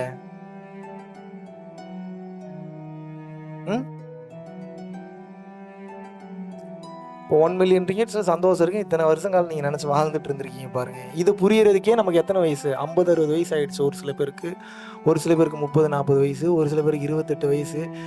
இதவே சொல்லி கொடுக்காத கல்வி என்ன கல்வி? பணத்தில் இருக்கா அப்போ சந்தோஷம்? சரி, ஓகே. இப்போ நான் என்ன பண்ணுறேன், பணத்தை ஓரமாக வச்சுட்டு இப்போ பாத்ரூமை திறந்து விட்டுறேன். இப்போ போய் உள்ளே போய் உட்காருங்க. எப்படி இருக்கும் உங்களுக்கு? எப்படி இருக்கும்? ஆனந்தமாக இருக்குமா இருக்காதா? எல்லாம் ஒர்க்கெல்லாம் உள்ளுக்குள்ளே பண்ண வேண்டிய ஒர்க்கெல்லாம் பண்ணி முடிச்சோன்னே என்ன பண்ணுறீங்க? பைப்பை ஓப்பன் பண்ணுறீங்க, பைப்பை லாக் பண்ணுறாங்க, அங்கே டிஷ்யூ பேப்பரும் இல்லை. இப்போ பாத்ரூம் சந்தோஷமா தண்ணி சந்தோஷமா? சொல்லுங்க, பதில் சொல்லுங்க. தண்ணி தான் சந்தோஷம். பாத்ரூம் சந்தோஷமா இப்போ உங்களுக்கு? இப்போ எது சந்தோஷம்? தண்ணி தான் சந்தோஷம். சரி, போய் தொலை, இது நல்லா இருக்கட்டும்னு சொல்லி தண்ணியை ஓப்பன் பண்ணி விட்டுறேன். தண்ணி நீங்கள் யூஸ் பண்ண வேண்டியதில் யூஸ் பண்ணிட்டு கதவை திறக்கிறீங்கன்னு வெளியில் லாக் பண்ணிடுறேன். கடுப்பாகுமா ஆகாதா உங்களுக்கு? துறடா, வேலை இருக்குடா, அடுத்துக்கு போகணுண்டா. சரி, திறந்து இப்போ வெளியில் விட்றேன். வெளியில் விட்டோன்னே நான் என்ன பண்ணுறேன், இப்போ இந்த 1 மில்லியன் ரிங்கெட்ஸ் நீங்கள் வச்சுக்கங்கன்றேன். இப்போ எப்படி இருக்கும்? சும்மா சொல்லுங்க, நடிக்காதீங்க, சொல்லுங்க. எதை சொன்னாலும் ஏதோ ஒன்று சொல்லுவானேன்ற மாதிரியே பார்க்காதீங்க. அசிங்கப்படுங்க. இன்னைக்கு ஒரு நாள் தானே, என்னைய எப்படி அசிங்கப்படுத்தியிருப்பாங்க எனக்கு இந்த தெளிவெல்லாம் கொடுக்கும்போது. எனக்கு வேற மாதிரி கொடுத்தாங்க, உங்களுக்கு நான் இக்காலத்துக்கு தகுந்த மாதிரி உங்கள் ஸ்டைலில் கொடுக்குறேன். இப்போ அந்த 1 மில்லியன் ரிங்கெட்ஸ் கொடுக்குறேன். இப்போ எப்படி இருக்கும்? ஓகே, அந்த 1 மில்லியன் ரிங்கெட்ஸ் எடுத்துட்டு கீழே போய் காடியில் ஏறுறீங்க, மலேசியன் போலீஸ் 10 பேர் வந்து அரெஸ்ட் பண்ணுறாங்க உங்களை. மகாவிஷ்ணு பல கண்ட்ரிகளில் திருடின பணத்தை மணி லாண்ட்ரிங் பண்ணி உங்கள்கிட்ட கொடுத்துருக்கிறாரு. மகாவிஷ்ணு உள்ளே போகிறாரு, அவனை ஃபாலோ பண்ண அந்த குற்றத்துக்கு நீ சேர்ந்து உள்ளே போன்றாங்க. எப்படி இருக்கும்? எப்படி இருக்கும்? எப்படிங்க இருக்கும்? நல்லா இருக்குமா? ஏன்? நீங்கள் தானே பணம் தானே சந்தோஷம், நீ எடுத்துகிட்டு போக வேண்டியதானே. பிடுங்கிட்டானுங்கல்ல, தெரியுதுல்ல. அப்போ சந்தோஷம் பணத்தில் இருக்கா? அப்போ சந்தோஷன்றது எதில் இருக்கு? எதில் இருக்கு சந்தோஷம்? எதில் இருக்கு? இதை தெரிஞ்சுக்கிறதுக்கு உங்களுக்கு இத்தனை வருஷம் மறைச்சிட்டாங்க, எல்லா உண்மையும் மறைச்சிட்டானுங்க. நல்லா புரிஞ்சுங்க. சந்தோஷம்ன்றது என்ன தெரியுமா? பொருட்களில் இல்லை, உங்களோட நம்பிக்கையில் தான் சந்தோஷம் இருக்குது. நீங்கள் நம்புறீங்க அந்த 1 மில்லியன் ரிங்கெட்ஸ் கிடச்சிட்டா நான் சந்தோஷமாக இருப்பேன் நம்புறீங்க. அது கிடைச்ச உடனே அந்த மனசு கிடச்சிருச்சுன்னு நினைக்குது, அதனால ஓடிக்கிட்டு இருந்த உங்கள் மனசு நிற்கிது. நின்னதுனால உள்ளுக்குள்ளே வந்து அது ஹாப்பினஸ் ஃப்ளோ ஆகுது. இதுதான் மேட்ரு. சயின்டிஃபிக்காக சொல்லணும்னா, மனம் ஓடினால் பதட்டம், படபடப்பு, ஆங்ஸைட்டி, டிப்ரெஷன், டிஸார்டர். ஓடிட்டு இருக்கக்கூடிய மனம் நின்றுச்சு அப்படின்னா ஹாப்பினஸ், திருப்தி, பேரானந்தம். அப்போ நீங்கள் எதை கற்றுக்கணும்? பொருட்களை தேடுறதுக்கு கற்றுப்பீங்களா, மனசை நிறுத்தி நிறுத்தி கற்றுப்பீங்களா? இதுக்கு பேர் தாங்க ஞானம். நீங்கள் வெளியில் ஏதோ கிடைக்கும் தேடி தேடி ஓடிட்டு இருக்கீங்களா, பெண்ணில் கிடச்சிரும், பொண்ணில் கிடச்சிரும், வீடு கட்டினா கிடச்சிரும், காடி வாங்கினா கிடச்சிரும். எழுதி தரேன். நீங்கள் எவ்வளோ பெரிய கோடீஸ்வரன் இங்கே வந்திருக்கீங்க, உங்களோட பெரிய பெரிய கோடீஸ்வரன்லாம் பார்த்துட்டேன் நான். 1000 கோடி, 2000 கோடி, 3000 கோடி, 10,000 கோடி, 1,00,000 கோடி வச்சிருக்கிறவங்கலாம் பார்த்துட்டேன். நைட்டு படுத்தா தூக்கம் வர மாட்டேங்குது. மிகப்பெரிய கோடீஸ்வரன், நான் பேர் சொல்ல விரும்பல. முதல் பொண்டாட்டி இறந்துட்டாங்க, 2வது பொண்டாட்டி இன்கம் டேக்ஸில் போட்டு கொடுத்துட்டாங்க. இன்னைக்கு வீட்டில் வேலை பார்க்க ஆள் இல்லை, கடையில் இருக்கிறவன் டெய்லியும் திருடிட்டு போகிறான், படுத்தா தூக்கம் வர மாட்டேங்குது, சரக்கு அடித்தாலும் கை கால் உதறல் கொடுக்குது, டெய்லி 3 டேப்லெட் போட்டு படுக்கிறார். 1 டேப்லெட் போட்டால் தூக்கம் வரும், 10 டேப்லெட் போட்டால் தூக்கம் ஆள் வரும் 10 நாளில். இதில் என்ன டவுட் இருக்குது? இதுதான் நடந்துகிட்டு இருக்கு. Yes or no? எதில் இருக்குது சந்தோஷம்?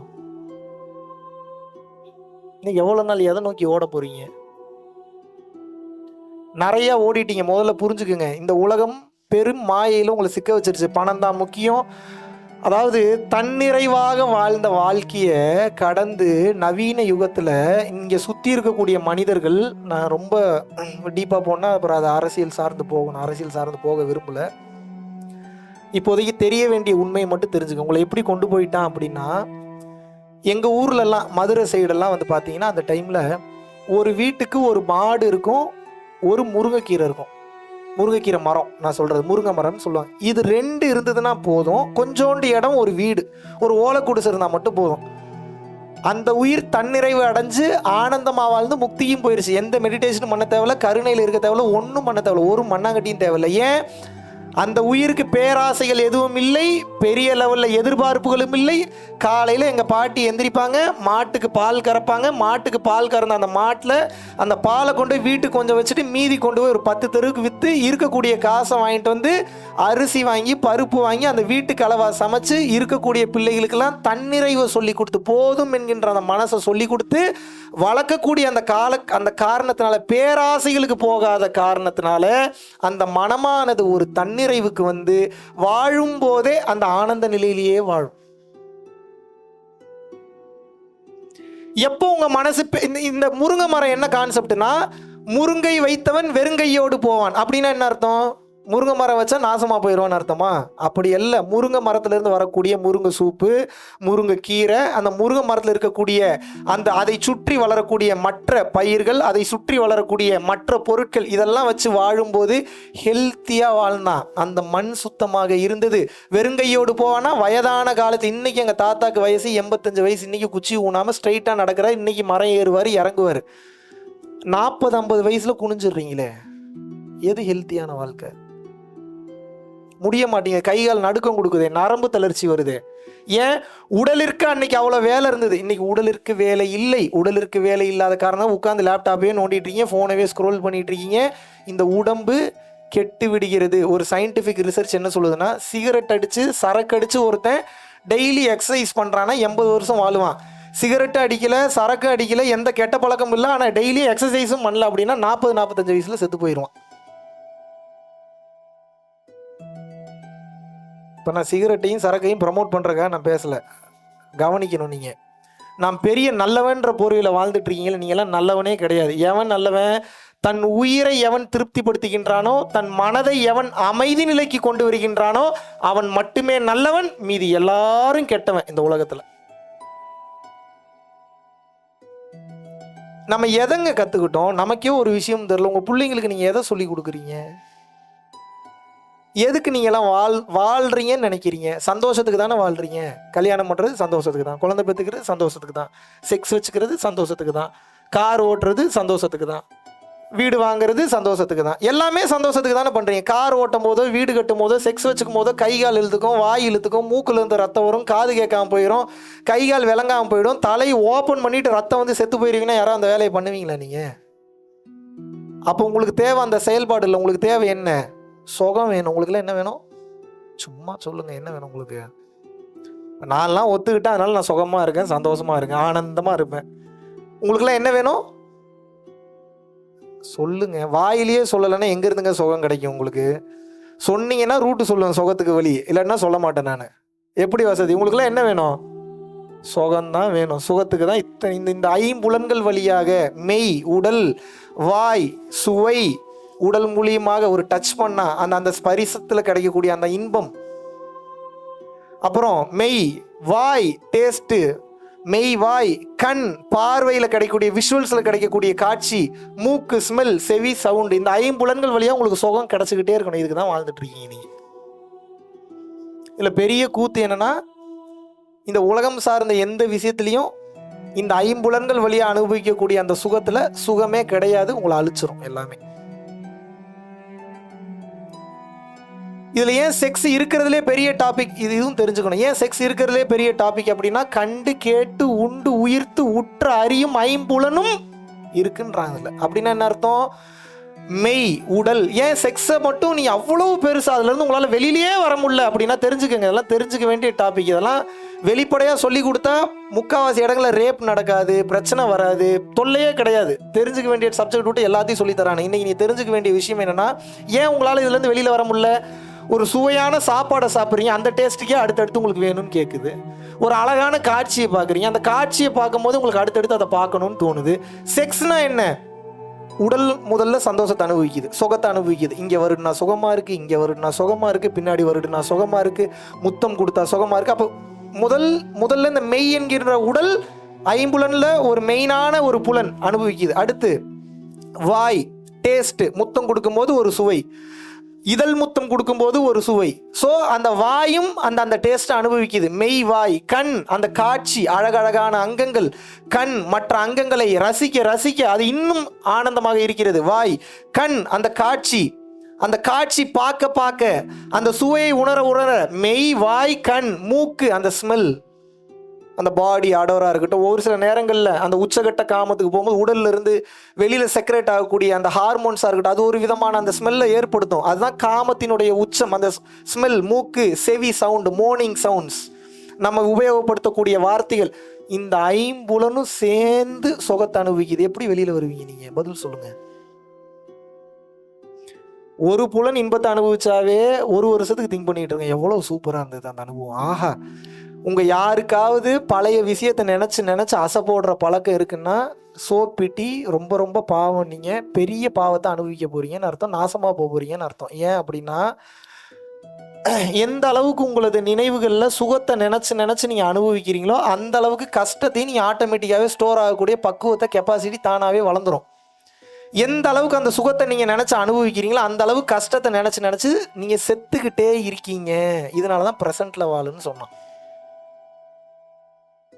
இந்த மூமெண்ட்டை விட்டுட்டு ஒரு வருஷத்துக்கு முன்னாடி நடந்த சந்தோஷமான விஷயத்தை நினச்சி பார்க்குறீங்கன்னா சுகமாக தான் இருக்கும். சுகமாக இருக்கும்போது சில பாடியில் கெமிக்கல் ரியாக்ஷன் நடக்குமா நடக்காதாங்க? ஏற்றுக்கிறீங்களா இல்லையா?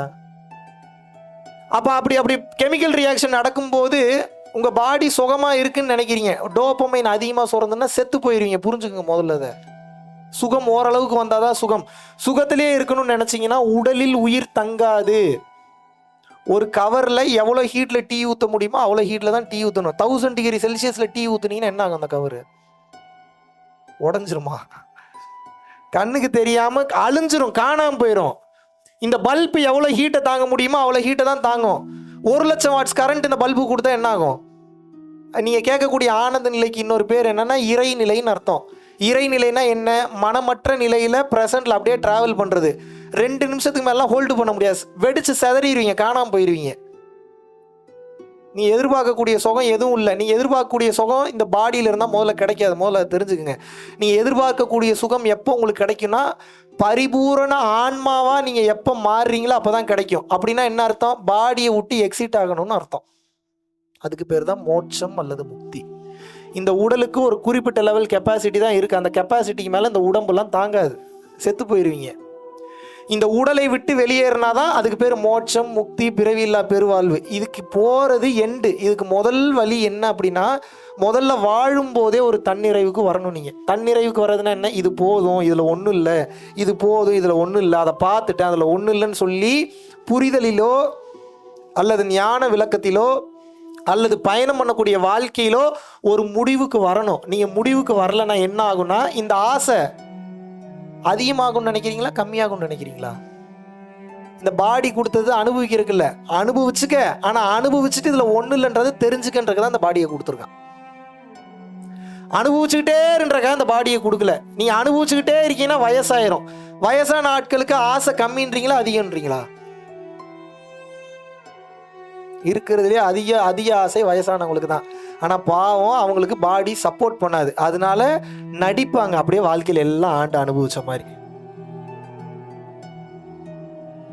அவங்களாம் பார்த்து ஏமாந்துடாதீங்க.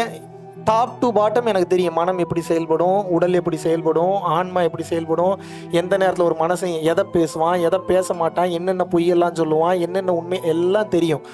ஆரம்பத்திலேயே ஆசையை அடக்க தெரில, 70-80 வயசுல எங்கே போய் ஆசையை அடக்குவீங்க?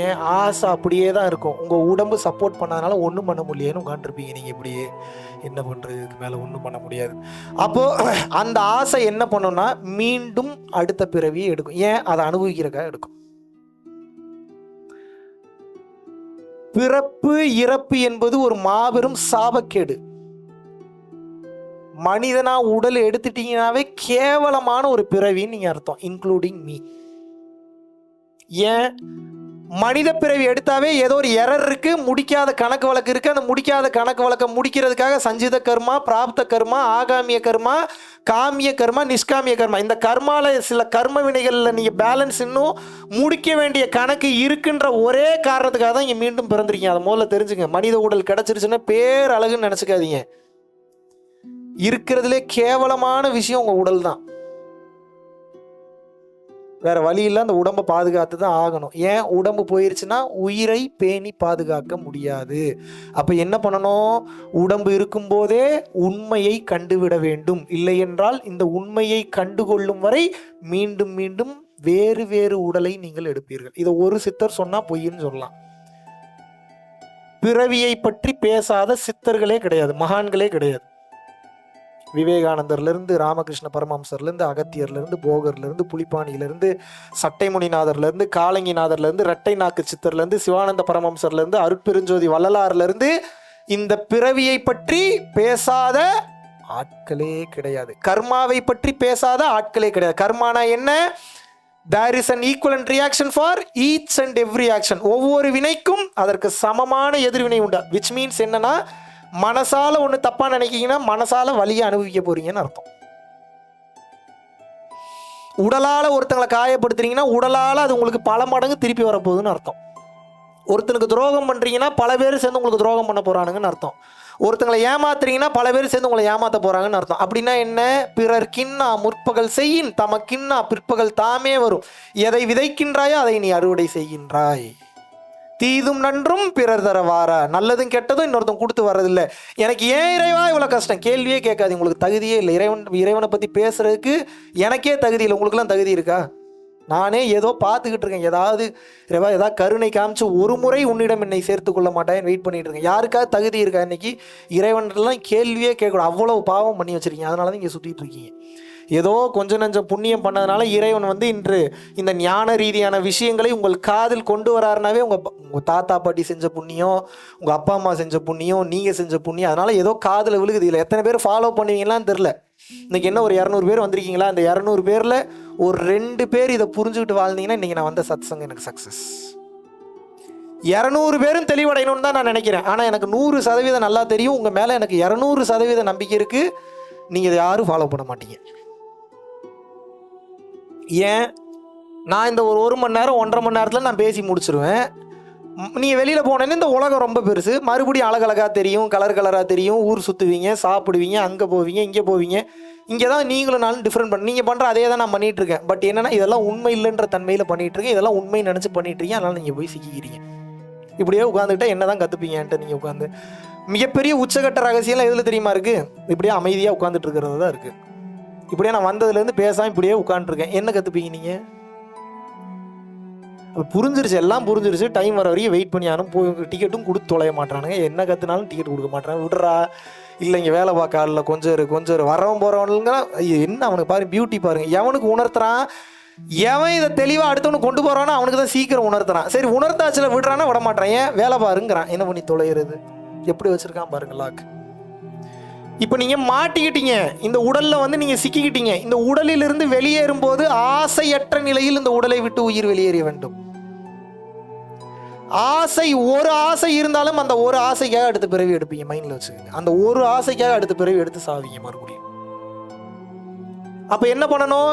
வயசாகிறதுக்கு முன்னாடி இந்த பக்குவ நிலைக்கு போகணும். இந்த பக்குவ நிலைக்கு போகலன்னா மீண்டும் மீண்டும் அடுத்த பிறவி எடுப்பீங்க. நான் எடுத்துகிட்டு போகிறேன்டா, உனக்கு என்னடா பிரச்சனை, எடுத்துக்கோங்க.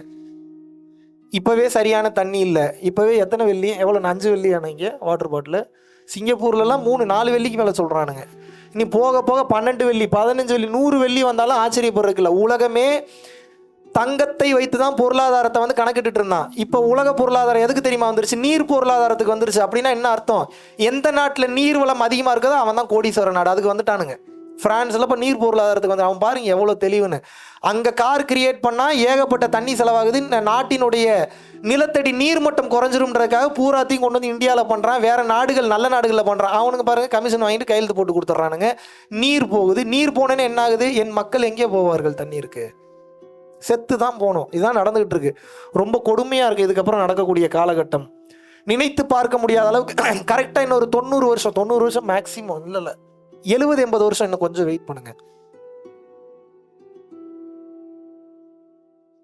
ஏசி இல்லாம வெளியில கூட நடக்க முடியாது. வெளியில கூட ஏதாவது போட்டு ஏசி கொண்டு வந்தாலும் ஏன்னா குளோபல் வார்மிங் அவ்வளோ ஹீட் ஆகி உங்களால் நடக்க முடியாது.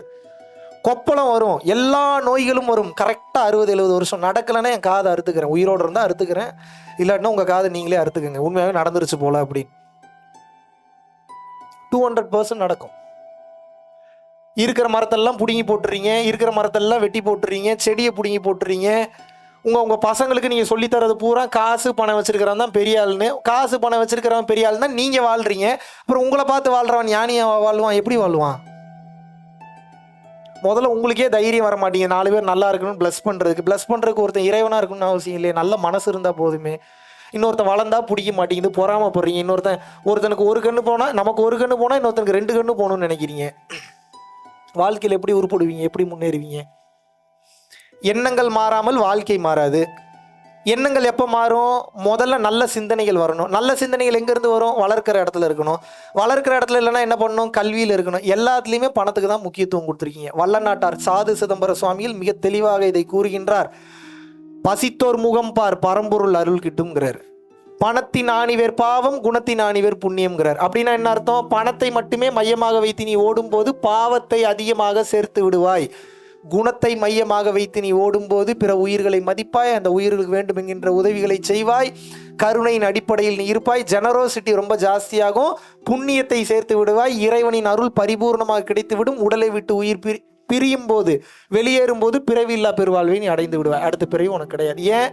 மனுஷனா நம்ம அவதாரம் பண்ணதுக்கு கிட்டத்தட்ட 10,000 பிறவிகள் ஒரு செல் உயிரினமாக தோன்றி 2 செல் 3 செல் 4 செல் 5 செல், இட்ஸ் பியூர் சயின்ஸ், எவல்யூஷன் ப்ராசஸ்ன்னு சொல்லுவாங்க. அதுக்கப்புறம் பாடியிருக்கிறார்ல மாணிக்க வாசகர், புல்லாய் பூடாய் மரமாய் தேலாய் பல்விருகமாய் அசுரராய் தேவராய் கணங்களாய் எல்லாம் சேர்ந்து தாவர சங்கமத்துள் பாடுறாரா இல்லையா? Yes or no? இது பியூர் எவல்யூஷன் ப்ராசஸ். இந்த பாடி கிடைக்கிறதுக்கு 10,000 வருஷம் வெயிட் பண்ணியிருக்கீங்க. எதுக்கு? இறைவனை பார்க்கறதுக்காக. வேற கேட் பாஸே இல்லை. பாடி மனித உடல் இருந்தால் தான் கேட் பாஸ் நீங்கள் மேலே போகிறதுக்கு. இல்லைன்னா உங்களுக்கு கேட் பாஸே கிடையாது. நீங்கள் ஒரு பாம்பாகவோ பள்ளியாகவோ பூரானாகவோ எருமையாகவோ கழுதையாகவோ குதிரையாகவோ பிறந்தீர்கள் என்றால் நிச்சயமாக இறைவனை பார்க்க முடியாது. ஏன்? முதுகுத்தண்டு யாருக்கெல்லாம் நேராக இருக்கோ அவர்களால் தான் இறைவனை உணர முடியும், இறைவனை பார்க்க முடியும். ஏன்? உயிர் சக்தி கீழே தூங்கி கொண்டிருக்கிறது. அது பயணம் பண்ணி சகசரா வழியாக வெளியே போகிறதுக்கு ஸ்பைனல் கார்டு வழியாக சுழுமுனை நாடின்னு ஒரு நாடி இருக்குது, சுஷ்முனான்னு சொல்லுவாங்க.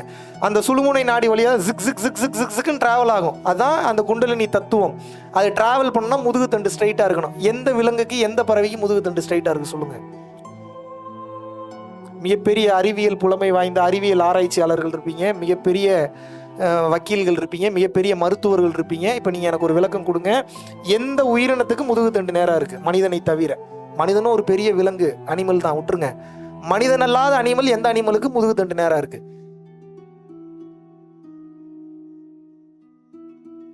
இப்போ எப்படி இந்த இப்போ தெரியுதா? அரிது அரிது மானிடராய் பிறத்தல் அரிதுன்னு நம்மளுடைய ஔவையார் ஏன் சொன்னாங்கன்னு தெரியுதா உங்களுக்கு? மனித பிறவி கிடைப்பது என்பதே மாபெரும் அரிய வகை தவம். அது கிடைச்சிருக்கு. எத்தனை 1000 வருஷம் வெயிட் பண்ணியிருக்கீங்க தெரியுமா அந்த பாடி கிடைக்கிறதுக்கு? 1 வருஷம் 2 வருஷம் இல்லை, எத்தனை 1000 வருஷம் வெயிட் பண்ணியிருக்கீங்க தெரியுமா? பாவம் அதிகமாக செஞ்சு தொலையாதீங்க, மாட்டிப்பீங்க. மீண்டும் டீகிரேட் ஆகிற கூட வாய்ப்பு இருக்கு. இன்னும் எத்தனை பணத்தை தான் சேர்த்து தொலைய போறீங்க? எனக்கு புரியலையே. இன்னும் எவ்வளோ தான் சேர்க்க போறீங்க? இப்போ நாங்கள்லாம் பணம் சேர்க்குறோன்னா ஒரு காரணம் இருக்குது. ஏன்? ஒரு மிகப்பெரிய ஒரு ஒரு ஒரு இடத்த கட்டணும், அந்த மிகப்பெரிய இடத்துல அருட்பெரும் யூனிவர்சிட்டின்னு ஒரு யூனிவர்சிட்டியை கொண்டு வரணும், அந்த இடத்துல அந்த யூனிவர்சிட்டியில் முழுக்க முழுக்க ஞான விளக்கத்தை பற்றி போதிக்கணும், இந்த உலகம் ஃபுல்லாக அதை பரப்பணுன்றனால இப்போ நான் பணம் சேர்க்குறேன். என் நோக்கத்தில் ஒரு நியாயம் இருக்குது. இப்போ உங்களுடைய நோக்கத்தில் என்ன நியாயம் இருக்குது? The intention behind the action is called karma. அப்படின்னா என்ன? கொலை செய்கிறது தப்பு இல்லையா? ஒரு தீவிரவாதியை கொலை பண்ற தப்பு இல்லையா?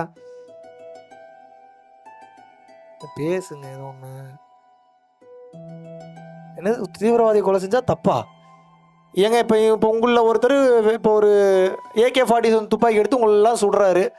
நான் அவர்கிட்ட போய், ஐயா தங்களை விட உயர்ந்த ஞானி இந்த உலகத்திலேயே நான் யாரையும் கண்டதில்லை, உங்களை திருப்பாதங்களை பிடித்து கேட்டுக்கொள்கிறேன், தயவு கூர்ந்து பெரும் கருணை கொண்டு இந்த உயிர்களை மன்னித்தருளும்படி கேட்டுக்கொள்கிறேன்னா என்ன பண்ணுவான்? முதல்ல ஒன்றை தாண்டா சுடுறேன்னு சுடுவான். இப்போ நான் என்ன பண்ணணும்? அவனை உரு தெரியாமல் அழிச்சிடணும். இப்போ நான் தீவிரவாதத்தை போதிக்கல, இந்த இன்டென்ஷன் இருக்குல்ல, பிற உயிர்களை காப்பாற்றணுன்றக்கா அந்த உயிரை நான் எடுக்கிறேன். அப்போ அந்த ஆபத்திற்கு பாவம் இல்லை, அந்த ஆபத்திற்கு பாவம் இல்லை. இப்போ இதெல்லாம் உச்சகட்ட தத்துவம். எல்லாரும் AK-47 துப்பாக்கி எடுத்துகிட்டு சுற்றுங்க, கத்தி எடுத்துகிட்டு சுற்றுங்கன்னு சொல்ல, நல்லா புரிஞ்சுக்கணும். உங்களை லாக் பண்ணி வச்சுட்டானுங்க. எதில்? சட்டத்திட்டங்களை போட்டு சட்டத்திட்டங்களுக்குள்ளேயே நீங்கள் வேறு எதை பற்றி சிந்திக்கக்கூடாதுன்னு லாக் பண்ணி வச்சுட்டான். ஆனால் ஞானம் சட்டத்திட்டங்களுக்கெல்லாம் அப்பாற்பட்டது. சட்டத்திட்டங்களுக்குள்ளே இருக்கிற மாதிரி நடிக்கணும், ஆனால் உங்களோட மனம் சட்டத்திட்டங்களுக்குள்ளேயே இருக்கக்கூடாது. ஏன்?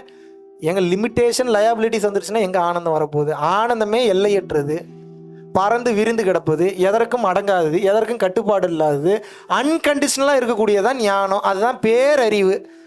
அப்போ நீங்கள் அதுக்குள்ளேயும் உட்காந்துட்டு இது தப்பா அது தப்பா, இதை பண்ணக்கூடாது அதை பண்ணக்கூடாதுன்னா அப்போ நீங்கள் சிக்கிட்டு தான் இருப்பீங்க. இதுக்கு தான் ஞானம் வரணும். ஞானம் வரணும்னா என்ன பண்ணணும்? இதற்கு பல வழிகளை சித்தர்கள் கண்டுபிடித்தார்கள். எதுக்கு? இந்த மனசை அடங்குறதுக்காக. எதுக்கு மனசை அடக்கணும்? மனசை அடக்கிறதுக்கு தான் இங்கே பிறந்திருக்கீங்க, வேற எதுக்கும் பிறக்கல. ஒன்று மனசை அடக்கி லாக் பண்ணி அழிக்க தெரியணும், இல்லை லாக் பண்ணியாவது வைக்க தெரியணும். அப்படி இல்லாட்டினா சுக்கு அழிக்க தெரியணும். அப்படி இல்லை அப்படின்னா அதன் போக்கில் பறந்து திரிய விட்டு காற்றோடு காற்றாக கரைஞ்சிட தெரியணும். ஏதோ ஒரு ரூட்டாவது பயன்படுத்தணும். எதை பற்றியுமே தெரிஞ்சுக்கலையே எதுக்கு இந்த வாழ்க்கையை நீங்கள் வாழ்றீங்க? உங்களை எதுக்கு நான் கீழே அமுச்சு வச்சேன்? நான் கேட்கல, இறைவன் கேட்குறாரு. என்ன கேட்குறாரு? உன்னை நான் எதுக்கு கீழே அமுச்சு வச்சேன்? ஆண்டு அனுபவித்து இதில் எல்லாம் உண்மை இல்லை என்பதை தெரிந்து உண்மையான என்னை தேடி வந்துவிடு என்பதற்காக உனக்கு இந்த உடலை கொடுத்து அனுப்பி வைத்தேன். கொடுத்த வேலையை உருப்படியா பண்ணியா?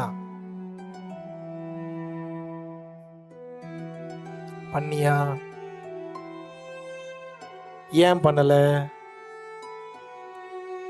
பொய்யின்ற நானு. அடுத்த பிறவி இந்த வார்த்தையே நான் கேள்விப்பட்டதே இல்லைங்கன்றவங்க யார் இங்க சொல்லுங்க? பொய் சொன்னீங்கன்னா மூக்கு வாயிலிருந்து ரத்தம் வரப்போம். அப்ப அடுத்த பிறவின்ற ஒண்ணு தெரிஞ்சிருக்கு. Somewhat you heard somewhere. am I right or wrong? அதை ஏன் ஆராய்ச்சி பண்ணல? கெடுதல் செய்யாத இந்த வார்த்தையை கேள்விப்பட்டதே இல்லையா? ஏன் கெடுதல் பண்ணீங்க? ஆசையே படாத யாரும் சொல்லவே இல்லையா? ஏன் ஆசைப்பட்டீங்க? பிறரை காயப்படுத்தாதே கேள்விப்பட்டதே இல்லையா? ஏன் காயப்படுத்தினீங்க? நானே உங்களை லாக் பண்றேன், இறைவன்ட்ட இதெல்லாம் போய் பேச முடியுமா நீங்க?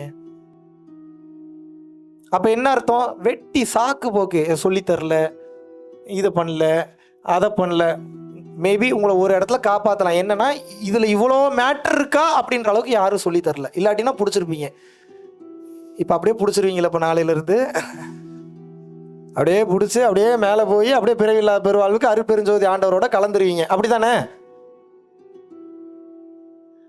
விடிய 1 மணி நேரத்தில் காலையில் 8 மணிலேருந்து சாயந்தரம் 8 மணி வரைக்கும் உயிரை கொடுத்து கத்தி தீட்சை கொடுத்து எனர்ஜியை கொடுத்து இறைநிலையை உணர வச்சு பயிற்சி பண்ணுங்கனாவே பண்ண மாட்டீங்க.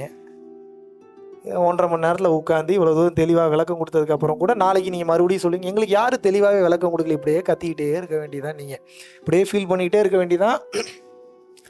கண்ணமாப்பேட்டை சுடுகாடு வெயிட்டிங்கில் இருக்குது, போய் படுத்துங்க. நீங்களா போய் ஒருத்தம் கூட சப்போர்ட்டுக்கு வர மாட்டான் இதுக்கப்புறம் உங்களுக்கு.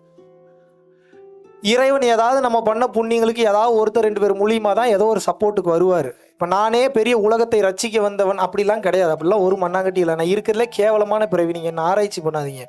இந்த உடலை பயன்படுத்தி ஏதாவது பேசுகிறார்ல, ஏதோ சொல்கிறாருல அந்த டைமுக்கு இதை பண்ணு, வாழ்க்கையில் இப்படி உருப்படு, போ, இதை தப்பிச்சிரு, இங்கே அழகுக்கே முக்கியத்துவம் கொடுக்காத, எதெல்லாம் இன்றைக்கி நீங்கள் பெருசுன்னு நினைக்கிறீங்களோ அதெல்லாம் கடந்து இறைவனை பார்க்கணும். இதுதான் உங்களுக்கு வச்ச டாஸ்க்.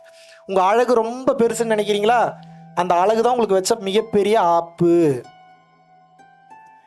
இன்னைக்கு இந்த மலேசியா நாட்டுக்கே நீங்கள் தான் மிகப்பெரிய ஒரு இஸ்தானால நீங்கள் தான் மிகப்பெரிய கிங்காக இருக்கீங்களா, அந்த பதவி தான் உங்களுக்கு வச்ச மிகப்பெரிய ஆப்பு. அதை கடந்து நீங்கள் இறைவனை பார்க்கணும். இருக்கிறதுலேயே மிகப்பெரிய இன்ஃப்ளூயன்ஸ்டான ஒரு பர்சனாக இருக்கீங்க, கோடி கோடியாக பணம் வச்சுருக்கீங்களா, அதை கடந்து இறைவனை பார்க்கணும். ஆக மொத்தம் எதெல்லாம் பெருசுன்னு நினைக்கிறீங்களோ அதை கடந்து இறைவனை பார்க்கணும். இப்போ ஏழையாக இருக்கிறது எவ்வளோ பெரிய வரப்பிரசாதம் பாருங்கள், ஈஸி. ஒரு ஏழை மட்டும் ஆசைகளை குறைச்சிக்கிட்டானா முடிஞ்சு. இந்த கோடீஸ்வரம் போய் அடையிறதோட இவன் ஈஸியாக போய் அடைஞ்சிருவான். பல பேர் இதை மாற்றி சொல்லுவாங்க, கோடீஸ்வரங்களுக்கு தான் முதல்ல சொல்லிக் கொடுக்கணும். பக்கா அயோக்கியத்தனம், திருட்டுத்தனம் நம்பவே நம்பாதீங்க. இந்த கோடீஸ்வர தன்மையில் இருக்கிறவனை திருத்துறதான் இருக்கிறது ரொம்ப ரொம்ப பெரிய கஷ்டமான டாஸ்க். எனக்கு இந்த ஏழை தன்மையில் இருக்கிறவங்க, லோயர் மிடில் கிளாஸில் இருக்கிறவங்க எனக்கு திருத்துறது ரொம்ப ஈஸி. காரணம் என்ன அப்படின்னா, டக்குன்னு புரிஞ்சுக்கிறாங்க. அந்த தன்மையில் இருக்கிறவங்க அந்த போதைக்கு அடிமையாயிட்டதுனால அந்த பணம் நான் எல்லாரையும் தவறுன்னு சொல்லலை, புரிஞ்சுக்கிட்டவங்க புரிஞ்சுக்கிட்டாங்க, புரிஞ்சுக்காதவங்கள சொல்கிறேன். அந்த தன்மையிலேருந்து அவங்களால கீழே இறங்கி வரவே முடியல. எத்தனை பேரை பார்க்குறேன். நான் தெரியாமல் தான் கேட்குறேன். இப்போ பணம் காசெல்லாம் சேர்த்து வச்சுருக்கீங்கல்ல, இது எவ்வளோ பெரிய பாவச் செயல் தெரியுமா உங்களுக்கு? இன்னும் இதோட வீரியம் இன்னும் தெரில. உங்களுக்கு புரிகிற மாதிரி சொல்கிறப்ப தான் புரியும். ஒரு ஆப்பிள் மரம் இருக்குது, நல்லா கவனிக்கணும். எத்தனை ஆப்பிள் மரம் இருக்குது? ஒரு ஆப்பிள் மரம் இருக்குது. இந்த ஒரு ஆப்பிள் மரத்தில் 10 ஆப்பிள் வருது. ஒரு ஆப்பிள் மரத்தில் எத்தனை ஆப்பிள் வருது? இந்த 10 ஆப்பிளும் கீழே இருக்கக்கூடிய 10 பேருக்கும் சரிசமமாக போக வேண்டும் என்பது இறைவனின் விதி, விதிக்கப்பட்டது. மாற்று கருத்தே கிடையாது. 10 ஆப்பிளையும் கொடுத்துட்டாரு, மரத்தையும் கொடுத்துட்டாரு, மலையும் கொடுத்துட்டாரு, மண்ணையும் கொடுத்துட்டாரு, ஆப்பிளும் வந்துருச்சு. மரம் ஏற தெரிஞ்ச புத்திசாலி நீங்கள் என்ன பண்ணுறீங்க, மேலே ஏறி 9 ஆப்பிளை சேஃப்டி பண்ணிவிட்டு 9 ஆப்பிளையும் சாப்பிட்டுட்டு ஒரு ஆப்பிளை கீழே போட்டு மீதி 9 பேர் ஷேர் பண்ணிக்கடான்றீங்க. அதுலேயும் 2 கடி கடிச்சிட்டு தான் கொடுக்குறீங்க. இது நியாயமா? இதுக்கு பேர் உழைப்புன்னு வச்சிருக்கீங்க. இதுக்கு பேர் என்ன? மரம் ஏற தெரிஞ்சதுக்கு பேர் உழைப்பு. Having power and having intelligence is not an opportunity, it's an responsibility.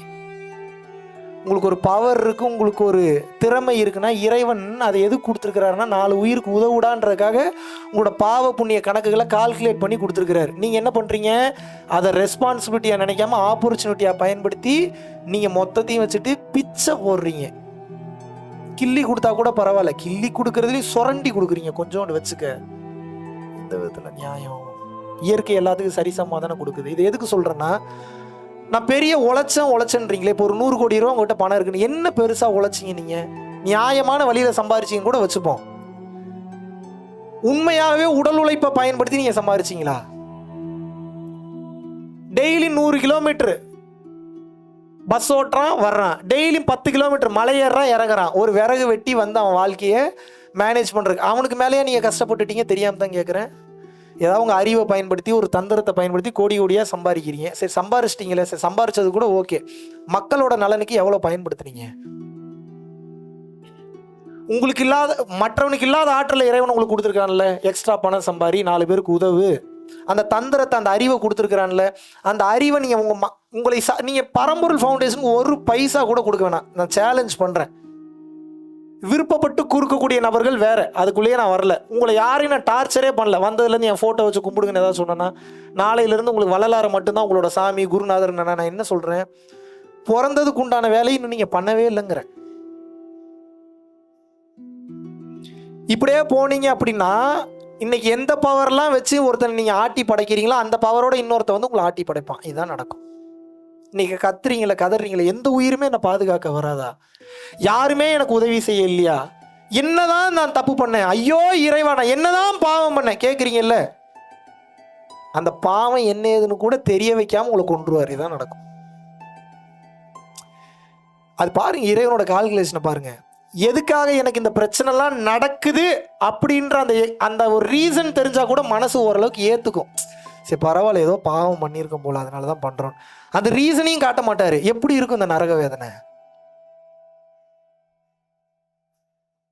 என்ன நினச்சிட்டீங்க? எப்படி வேணாலும் வாழ்ந்து எப்படி வேணாலும் இருந்துட்டு போயிடலாம் நினச்சிட்டிங்களா நீங்கள்? பிறந்ததுலேருந்து இப்போ வரைக்கும் பல கோடி ரூபா சம்பாரிச்சிருக்கீங்க, அப்படி இல்லைனா பல லட்ச ரூபா சம்பாரிச்சிருக்கீங்க, அப்படின்னா பல்லாயிரம் ரூபா சம்பாரிச்சிங்க, அப்படின்னா பல 100 ரூபா சம்பாரிச்சிருக்கீங்க. ஆக மொத்தம் சம்பாரிச்சிருக்கீங்க. எங்கேருந்து சம்பாரிச்சிங்க? செவ்வாய் கிரகத்துல இருந்தா? இந்த பூமியிலேருந்து எடுத்திருக்கீங்க. பூமியிலேருந்து எல்லாத்தையும் எடுத்துட்டீங்க. கல் எடுத்துட்டீங்க, மண் எடுத்துட்டீங்க, செங்கல் எடுத்துட்டீங்க, வீடு கட்டிட்டீங்க, மரக்கதவு கட்டிட்டீங்க. கலர் பேப்பர்ன்ற பேர் தான் கரன்சி, அதையும் வச்சுக்கிட்டீங்க. எல்லாத்தையும் பதுக்கி வைக்கிறீங்க, பீரோவில் எடுக்கிறீங்க, போதா குறையும் பேங்க்கில் போட்டு வைக்கிறீங்க. இந்த பூமிக்கு என்ன நீங்கள் திருப்பி செஞ்சீங்க? இந்த இயற்கை தாய்க்கு நீங்கள் என்ன திருப்பி செஞ்சீங்க?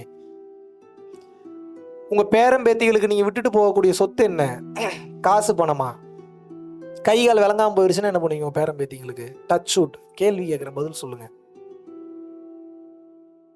உங்கள் வருங்கால சந்ததிக்கு நல்ல தண்ணி இல்லை, நல்ல வீடு இல்லை, நல்ல காற்று இல்லைன்னா இது நியாயமா நீங்கள் பண்ணுறது?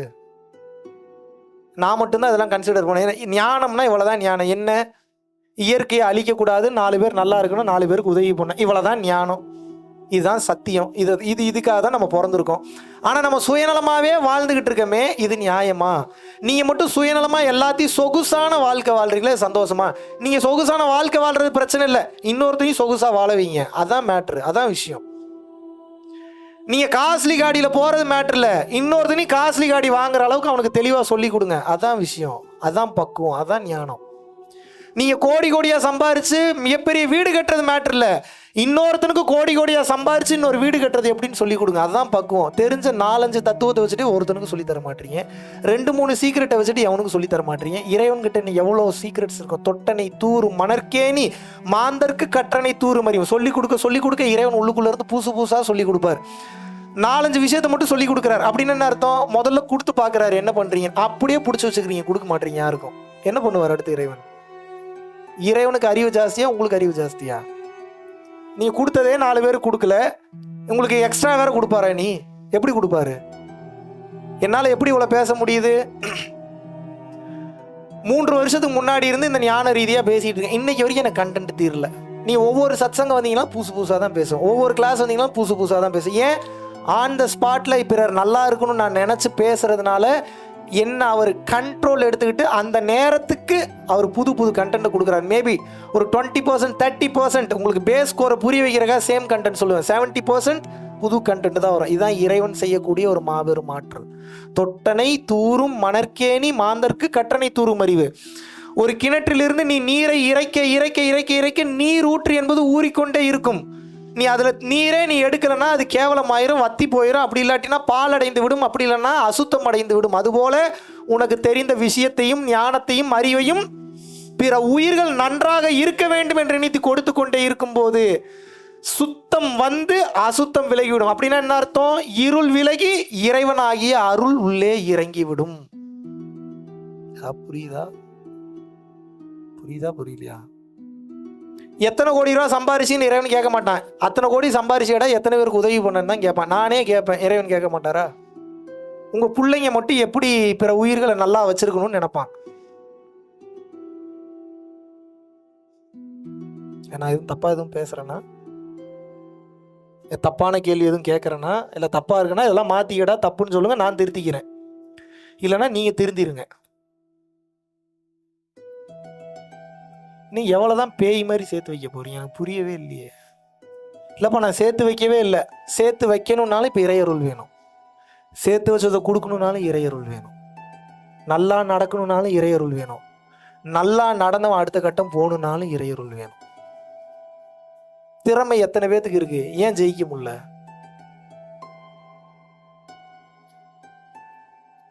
எத்தனையோ திறமைசாலிகள் இருக்கீங்க, ஏன் ஜெயிக்க முடியல? திறமை இருந்தால் ஜெயிக்கணும்ல, ஏன் ஜெயிக்க முடியல? திறமை மட்டும் வேலைக்கு ஆகாது. சுவிட்சு போட்டால் மட்டும் ஃபேன் ஓடாது. ஃபேன் ஓடணும்னா என்ன வேணும்? கரண்ட்டு வேணும் சார். கரண்ட் இல்லாமல் எங்கேருந்து சுவிட்சை போடுங்க? நீங்கள் 100 டைம் சுவிட்சை போட்டாலும் ஃபேன் ஓடாது. திறமை என்பது சுவிட்சு, ஹேப்பனிங்ன்றது ஃபேனு. அந்த ஹேப்பனிங் முழுசாக நடந்து முடியணும் அப்படின்னா கரண்ட்டுன்ற காரணகர்த்தா வேணும். கரண்ட்டுன்ற காரணகர்த்தாக்கு பேர் இறையருள்னு அர்த்தம். பரம்பொருள் ஃபவுண்டேஷன் அப்படின்னு சொல்லிட்டு நீங்க யூடியூப்ல போய் டைப் பண்ணீங்கன்னா 1500 வீடியோஸ்க்கு மேல வந்து நம்ம ரொம்ப கிளியரா மிகவும் தெளிவாக வெளிப்படையாக அனைத்து ரகசியங்களையும் வெளிப்படையாக கூறிவிட்டேன். ரொம்ப கிளியரா பேசியிருக்கேன். அந்த 24 ஹவர் சத்சங்லாம் நீங்க பாத்தீங்க அப்படின்னா எல்லாத்தையுமே பேசியிருக்கேன் அந்த வீடியோஸ்ல. சாப்பாடு இல்லாம தண்ணி இல்லாம கிளியரா கண்டினியூவா காலையில இருந்து நைட் வரைக்கும் பேசியிருக்கேன். நீங்க பாத்தீங்கன்னா தெரியும். அது போக ஏகப்பட்ட வீடியோஸ்ல ரொம்ப பிராக்டிக்கலா பல விஷயங்களை வந்து ஷேர் பண்ணியிருக்கேன். வாழ்க்கையில ஏதாவது மாற்றத்தை நீங்க மாறணும் இல்ல உங்க லைஃப்ல மாத்திக்கணும்னு நீங்க நினைச்சீங்கன்னா ஒண்ணு உங்க குழந்தைய பார்க்க வைங்க, இல்லைன்னா நீங்க பாருங்க. உங்க குழந்தைகளுக்கு தான் யார் என்பதை உணர வைங்க. தவறான பாதையில் 100% செல்ல மாட்டார்கள். அப்படியே சென்றாலும் தவறை உணர்ந்து அழுது வருது திருந்தி மீண்டும் சரியான பாதையில் பயணிக்க ஆரம்பித்து விடுவார்கள். நன்றி, வணக்கம்.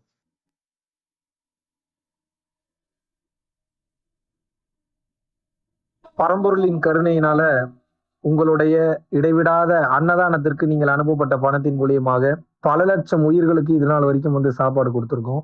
ஸோ கொரோனால இருந்து ஆரம்பிச்சு ஒரு நாள் கூட விடாம பல உயிர்களுக்கு வஸ்திர தானங்களாக இருக்கட்டும், படிக்க முடியாதவங்களுக்கு கல்வித்தொகை கட்ட முடிய விஷயங்களாக இருக்கட்டும், இல்ல ஸ்போர்ட்ஸ் ரீதியா விளையாடக்கூடிய நல்ல மாணவர்களை அனுப்பி வைக்கக்கூடிய விஷயங்களாக இருக்கட்டும், அதை தொடர்ந்து வந்து பாத்தீங்கன்னா ரெகுலரா மந்த்லி பேசிஸ்ல ஏழை குழந்தைகளுக்கு க்ரோசரிஸ் கொடுக்கறதாக இருக்கட்டும், இல்ல அவங்களுக்கு வந்து பாத்தீங்கன்னா சேம் அவங்க விருப்பப்படுறவங்களுக்கு வீட்டு துணிமணிகள், வீட்டுக்கு தேவைப்படக்கூடிய மற்ற பொருட்கள் வாங்கி கொடுக்கறதாக இருக்கட்டும், எல்லா உதவிகளும் வந்து பாத்தீங்கன்னா உங்களோட உதவினாலதான் போயிட்டு இருக்கு. சாது சிதம்பர சுவாமிகள் வளநாட்டார் வந்து ஒரு வார்த்தை சொல்லுவாரு, பசித்தோர் முகம்பார் பரம்பொருள் அருள் கிட்டும் அப்படின்னு வந்து சொல்லுவாரு. வள்ளல் பெருமானும் ஜீவகாருண்யம் உள்ள சம்சாரிகளுக்கு எப்பேற்பட்ட சூழ்நிலையிலும் வந்து பாத்தீங்கன்னா அவங்களோட லாபம் தடைபடாது, தொழில் பிரச்சனைகள் வந்து நிவர்த்தியாகும், அதை தொடர்ந்து வந்து வாழ்க்கையில குடும்ப பிரச்சனைகள் விலகும், அதுபோக குழந்தை சம்பந்தமான பிரச்சனைகள் எதுவாக இருந்தாலும் வந்து இந்த அன்னதானத்திற்காக நீங்கள் செய்யக்கூடிய ஒவ்வொரு ரூபாயும் அது வந்து உங்களுக்கு நிச்சயமாக புண்ணியமாக வந்து சேரும். புண்ணியத்தை கடந்த நிலையில் முக்தி பாதைக்கும் அது நிச்சயமாக உங்களை வழிநடத்தும். அதனால விருப்பப்படுறவங்க நம்மளுடைய பரம்பொருள் அறக்கட்டளையினுடைய சேரிட்டி ஆக்டிவிட்டீஸ்க்கு தங்களுடைய விருப்பப்படக்கூடிய நன்கொடையை கீழே உள்ள டெஸ்கிரிப்ஷன்ல இருக்கக்கூடிய அக்கௌண்ட் நம்பருக்கு செலுத்தலாம். இதற்குண்டான அந்த அருளை சித்தர்கள் உங்களுக்கும் உங்கள் குடும்பத்தாருக்கும் வழங்க வேண்டுகிறேன். குருவின் பரிபூர்ண அருளாசிகள். குரு கடாட்சம்.